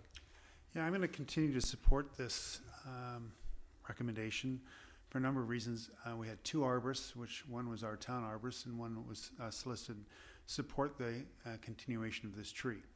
It was only on their final report then a 3rd arborist was called in to kind of to refute this, and I don't think that's fair, because we do have to trust the judgment of the arborists we seek and seek their opinions and support their opinions. We're not arborists, so I have to lean on the expertise that's been provided, and the expertise is indicating that we should keep this tree. The other part is that it's in the environmentally sensitive area, so if we're taking this tree out, we're going backwards on our identification of this region for being environmentally sensitive. Why we, in past we have removed trees from here already, we're just starting to remove more trees. Are we just advocating for an environmentally sensitive area that's barren of trees? Yes, we could add trees back in, and we should be doing that regardless. And I'm hoping that we lean to the expertise that's provided by staff and by the arborists we contract, and listen to what they have to say in keeping this tree. Thank you. Thank you, Councillor Duck. I'll speak for a first time. I'm torn on this one, but I will support the staff recommendation.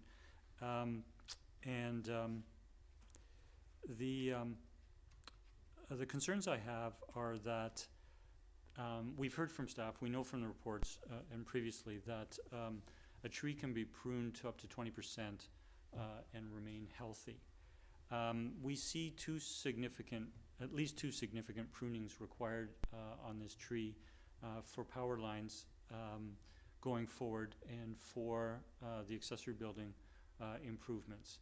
So the question becomes, how significant will that pruning in effect affect the health of the tree. The indication from our staff arborist is that it won't, and so I have to accept that professional opinion.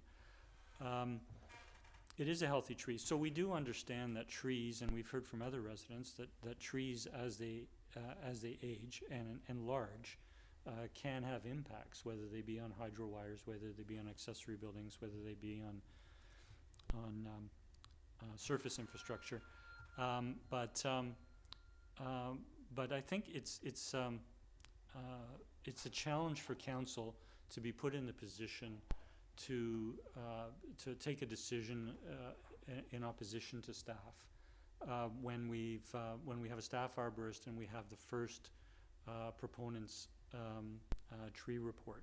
So I have some concern that the resident may have some significant expense or possible hardship to maintain this tree or to take the action necessary with regards to hydro lines and the accessory building, but I have to go with the judgment and the opinion of our town arborist and the first arborist's report. I just want to make a comment with regards. So I do appreciate the proponent coming forward this evening and addressing council, but also in speaking to the current residents' interest in sustainability and our urban forest strategy and willing to contribute more trees and that sort of thing. It's very difficult to get into a negotiation. Yeah, we'll, if you do 4 trees, yes, it can come down because that will be. We have to go with our tree preservation bylaw, and our bylaw indicates that there would be 2 replacement trees in this case. If the resident, were to do otherwise, certainly that would be appreciated. But really, council has to go with the framework or the bylaws that we have in place. Seeing no further discussion. Any further discussion, Councillor Garnett? Sorry. Yeah, thank you, Mayor. Yeah, just to add one more thing to the comments made by yourself and Councillor Dock with regards to our town arborist and their supportive retention of the tree based on their professional experience.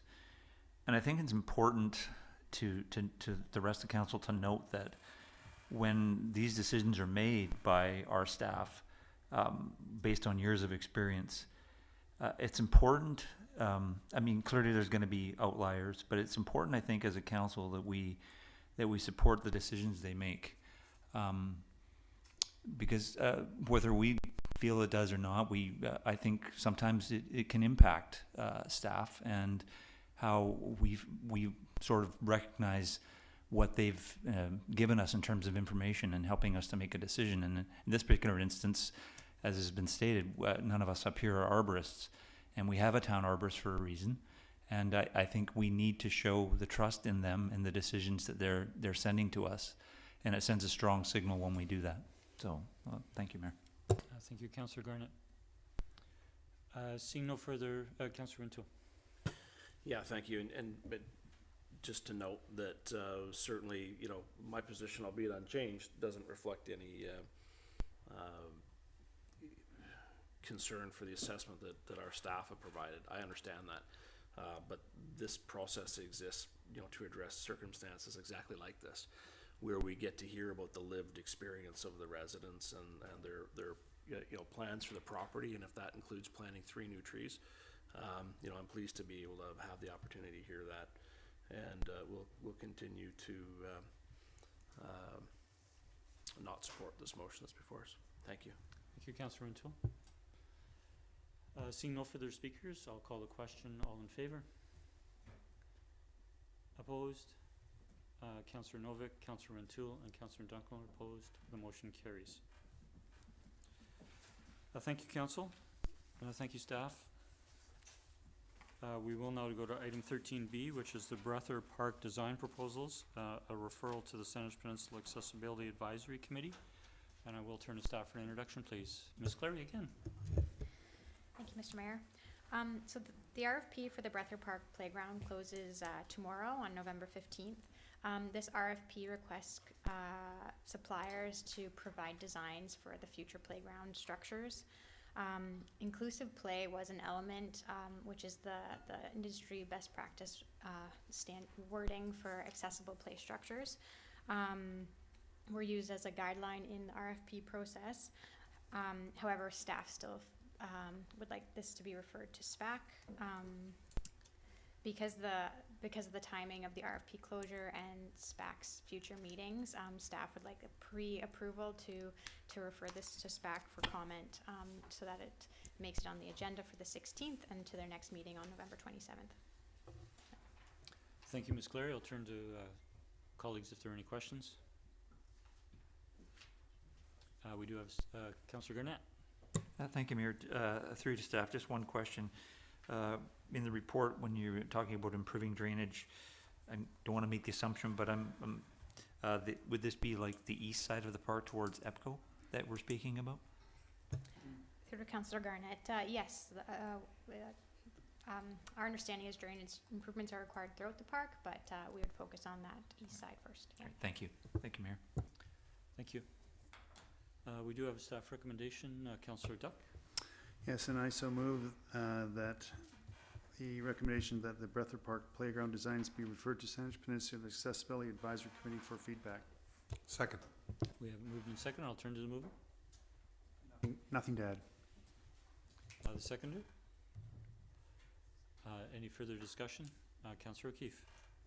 Yes. Thank you. I'd like to propose an amendment that we add in.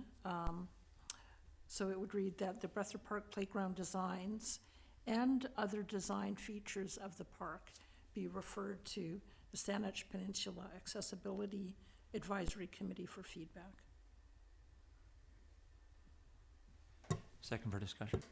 Sorry, this is an amendment? Yes. Okay, could you read that in one more time, please? Oh, Or read okay. that one more time. Sure.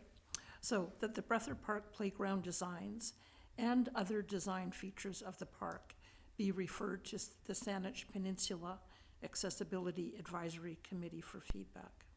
Okay, so the amendment is to add in and Other design features of the park. and other design features in the park. I'm sorry, that was seconded by Councillor Garnett? Just point of order, can we look at that as a friendly amendment? And No. okay. But we're going to take it as an amendment. Thank you, Councillor Duck. And other design features. Okay, I'll turn to the mover and seconder on the amendment. Yeah, sure. So it's unfortunate that we didn't have SPAC when we went through the public engagement and process for our Parks Master Plan in 2019. So we didn't have the chance to consult or consider accessibility features in the design of the park. The discussion about accessibility in our parks and outdoor spaces did come up during the review of the accessibility plan, and at one point SPAC members had discussed having an accessibility audit done of our parks. However, the consultant said, and I think it's reasonable, that it would cost a lot of money to go out and completely do an accessibility audit of all our parks and completely redo our plan. So their suggestion was to instead save that money, and as plans come forward, then look at them and get some feedback and get feedback at that time. I don't anticipate that the committee is going to come back with total redesign of the park. I would just be looking to them to say, here's what the design of the park is, and whether they might have comments in terms of what the surface might be on some of the trails. They'll comment, of course, on the playground, or other elements. What I've come to learn about accessibility is we often don't know what we don't know. So there may be other things that they come back with that we might not have even considered. So I think it's worth letting them have the opportunity to look at those other things that might impact them. I'll turn to the seconder, and then I have a question through to staff. Thank you, Mayor. I support this, and I'm particularly, I think it's sort of the purpose of the committee, and when I was looking also in the staff report about when it spoke about they may provide feedback on provisional cost items with regards to surfacing and a shade element rubberized surfacing and the allocating of budget, I just would like to provide a little context for the new council members, if I may, with a little latitude. As far as the rubberized surfacing, I think it's important to get that feedback specifically based on what North Saanich has done with Jubilee Park, but also Rathdown Park, which was one of our first park investments we made as a council last term. And with the wood chip surfacing, I made a point of going to the park after it was actually operational and actually asking neighborhood families how they felt about it. And they were generally very positive, but one of the feedbacks I got was that the surfacing we used was problematic for people with mobility aids and actually for parents with strollers. So I just want to put that in context, and I would specifically want to hear SPAC's feedback on that, because I think that that's an important part if you're making a park with accessible items, that it's actually accessible for them to actually use those items. So thank you, Mayor. Thank you, Councillor Garnett. My question through to staff is, we can understand from the staff report why staff are making the recommendation with regards to the park or the playground designs. Is there a particular reason that staff didn't include other design features or the park improvements at large? Through to the mayor, the park concept is based on the concept plans, parks concept plans that was developed for Brethour Park. So that has undergone a significant amount of community engagement. We don't have concerns, obviously, at this time. We don't have a detailed design for all elements. A lot of it will be done in-house by staff, but we can provide the concept at this time to SPAC for review. There's no concerns with that, but it is based on the park's concept plans. So it may be appropriate in the future if we would like SPAC's comment, maybe referring the park's concept plans and even maybe the park's master plan to SPAC for comment. Something that may be helpful is adding a little bit of addendum if there is specific surfacing that ultimately it would be council's decision to add any type of surfacing that you would like staff to use. For all parks moving forward, we can just add an addendum to the parks master plan and we can work towards that and budget it in. There will be budget implications, obviously, for any changes, any additions that we make. However, staff have no concerns with that. Okay, so I'm hearing a distinction between these detailed designs versus concept plans.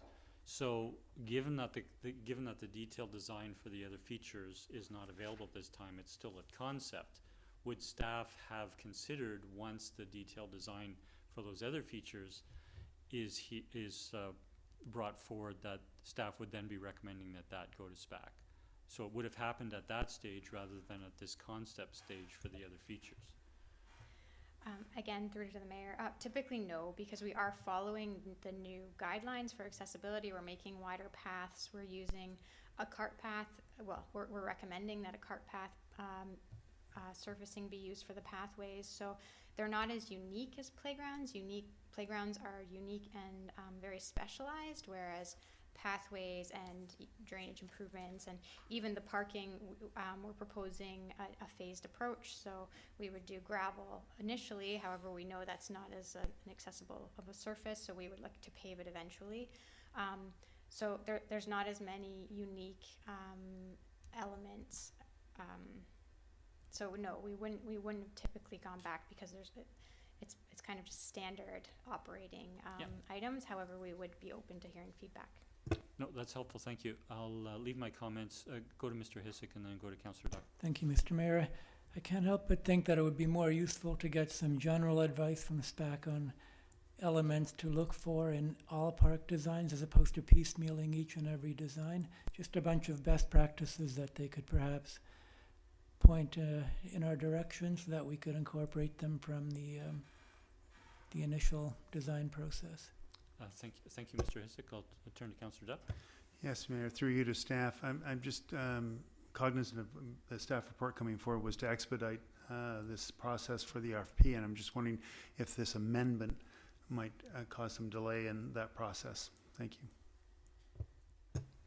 Through to Councillor Duck, we can provide the concept plans that we've already developed so that it wouldn't be an issue. Thank you. Thank you. Councillor O'Keefe?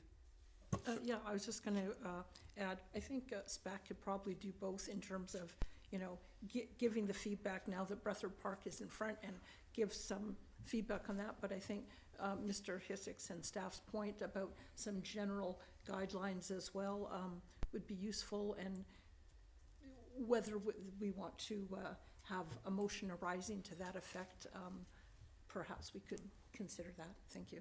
Thank you. Seeing no further discussion, I'll call a question on the amendment. All in favor?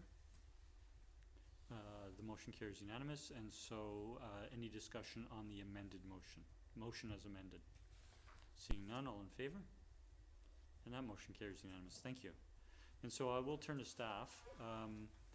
In terms of the staff comment, in terms of referring the parks master plan, for example, to SPAC, do staff feel it's at a point now that it would be appropriate to make such a recommendation to make a motion arising this evening to that effect, or are there other considerations?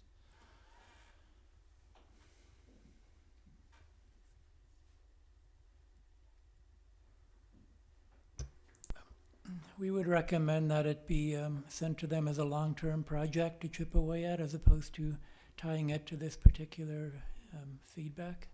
No, but if it was a motion arising, if staff Sure. wanted to give guidance on, I mean, we've dealt with with the staff recommendation, this would be a motion arising. Sure. But And staff could choose the timeline in terms of that referral? sure. Okay, I'll seek Councillor Duff. Yeah, I so move that we put a motion, the motion would read that we recommend the Parks Master Plan be referred to SPAC for review and consultation on accessibility aspects of the master plan on a timeline to be determined by staff. I'll second that. Thank you. Turn to the mover and seconder. Nothing to add. No, good idea. And I guess what I would just, maybe before bringing this to SPAC, whether it would be at the next meeting, or maybe, I think the next meeting is in January, whether that might be better timing. At the timing to be determined by staff. Oh, okay. And I guess I'm just wanting to get a rough guidelines when I go to the next meeting in November, so I can tell SPAC members when they might expect to see it, that's all. I think just, if we're landing this on staff's plate this evening, I think we should give them some time to consider that. Okay, I'll just tell them it could be coming sometime. Ms. Clary? I just wanted to clarify, are the parks concept plans for Rest Haven Park, Rathdown Park, and Brethour Park also being referred? I guess Brethour doesn't need to be, but Rathdown and Rest Haven? Are they considered part of the Parks Master Plan, or that's No, they're implementation separate. of the Parks Master Plan?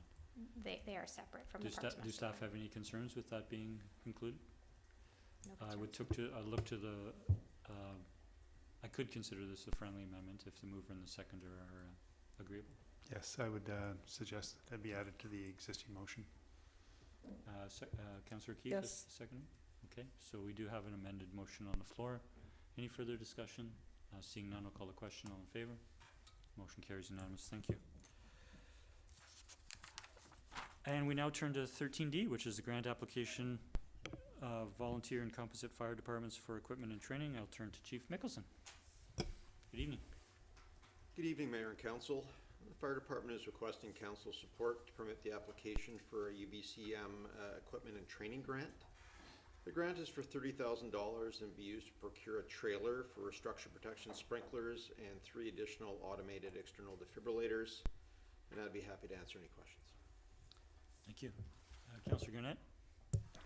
Thank you, Mayor. Through to staff, or Chief Mickelson. It mentions in that there'll be a small budget required for future replacement of these items. And I'm just curious, based on normal usage, what's the approximate lifespan of the proposed equipment you're seeking to get? Through the chair, the actual trailer that's being purchased, there'd be negligible ongoing kind of legacy maintenance costs associated with that. The components of the trailer, which would be procured through a separate UBCM FireSmart grant, there would be negligible, I would say less than $1,000 annual maintenance costs. And for the AEDs, every 3 years, 3 to 5 years, there's a cycle of battery and AED pad replacement. And eventually we would require a part of a modest increase to our capital general miscellaneous supplies budget to offset those increases, but they would just be very minor and would not need to be considered in this or probably the next budget cycle. Thank you, thank you, Mayor. Thank you, Councillor Gurnett. Seeing no further questions, Councillor Duck. I'd like to move the recommendation that staff proceed with the Community Emergency Preparedness Fund for Volunteer and Composite Fire Department's grant application to purchase a new 20-foot cargo trailer to support sprinkler protection unit equipment, additional training, and 3 AEDs to increase our response capabilities. Second. It's moved and seconded. Any discussion? Seeing none, I'll call a question. All in favor? Motion carries unanimous. Thank you, Chief, for bringing it forward. It's nice to hear of that opportunity. We're now turning to correspondence, and the first item of correspondence was the letter from Housing Minister Ravi Kahlon that we received last Thursday, addressed to all mayor and councils in affected communities across the province. I did want to, in this coming onto our agenda, I did want to make some remarks with regards to receiving this letter, and my comments are remarks are as follows. Council staff and many in our community are aware that the province has made significant announcements over the past 2 weeks to increase housing supply in British Columbia. Several pieces of legislation or bills have been introduced by the Minister of Housing, Ravi Kahlon, in addition to other recent housing announcements. 3 new bills are referenced in the Minister's letter, and they relate to small-scale multi-unit housing such as 4-plexes and 6-plexes in single-family, 2-family residential zoning, high-density housing near high-frequency transit stations, and amenity and development cost charges. And as we know, those are possibilities for bringing in new infrastructure as a result of growth, for example, underground utilities or parks and other amenities. I appreciate that the letter we and other affected municipalities in the province received from the Minister describes the provincial government's commitment to support municipalities through these changes. I know that many community members are wondering what this legislation will mean for our community in Sydney. Minister Kahlon's letter notes that we can expect to receive policy manuals in the weeks and months after the new legislation is passed this fall. That level of detail will give us a much better understanding of how these changes may apply in our community. An example is knowing, for example, the lot size requirements for 4-plexes and 6-plexes. Another example is knowing whether any transit stops in Sydney would be considered a high-frequency transit station. The town of Sydney has been rising to meet the need for more housing in our community for many years. We have seen a range of new housing types built in our downtown neighborhoods for both ownership and rental in recent years. Several projects with new housing units are under construction right now, and new development applications for significant new housing have come before Council in recent weeks and months. In the summer of 2022, Council approved a new OCP, Official Community Plan, after significant engagement with citizens in our community. We are currently in the process of reviewing and updating our zoning bylaw to be consistent with the new OCP. Given we are in this process now, we are well positioned to incorporate new legislation. We are aware that the changes required by the new legislation will not necessarily align with our recently adopted OCP, and that there will be changes to other bylaws, including how applications are approved and how Council receives community input. Council and staff are committed to communicating as much as possible as we learn about and transition to these new housing regulations. As we adapt to this provincial strategy to significantly increase housing supply and make housing prices and rents more attainable, it is important to keep in mind that these changes are happening across the province for every municipality with more than 5,000 people. We are all being called upon to address the urgent need for housing across BC. While these legislative changes are significant to local governments and our communities, it is my hope that this provincial initiative leads to a future where people in Sydney and elsewhere in the province face less housing insecurity, and where communities like ours can better attract workers and families and seniors, people of all ages and abilities, and where people who grow up in beautiful communities like Sidney have a realistic option of staying in our community to build and enjoy their lives. So I'll leave my remarks there. I'll turn to any colleagues if there are any comments with regards to the letter received from the minister. Seeing none, I'll move to the next item of correspondence, and that was we raised the letter from Mr. Peter Bertrand regarding backyard chickens.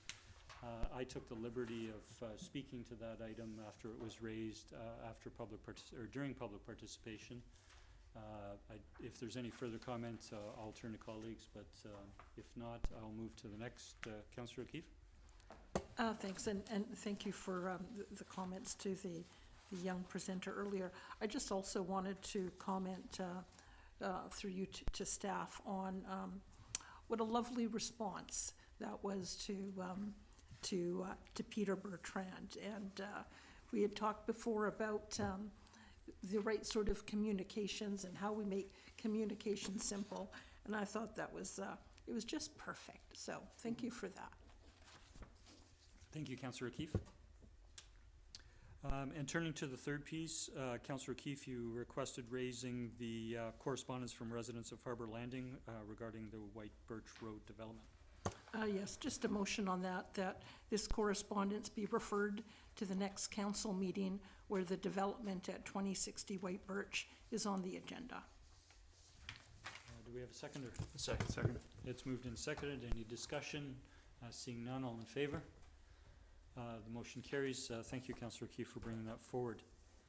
That completes the correspondence. Correspondence for information. We have the remaining items on our agenda, which we're receiving as part of our agenda this evening. We have no notices of motion. We do have a motion to go on camera under number 17. Councillor Garnett. Thank you, Mayor. I'll move that it is in the opinion of council that the public interest requires that persons other than members of the council and officers be excluded from the meeting to consider confidential matters respecting personal information about identifiable individuals being considered for an appointment and the acquisition, disposition, or expropriation of land or improvements pursuant to sections 90.1A and E of the Community Charter, and that council continue the meeting in closed session. Second. It's moved and seconded. All in favor? The motion carries, and a motion to adjourn. So moved. Second. And seconded. All in favor? We are adjourned. Thank you, council. Thank you, staff. Much appreciated.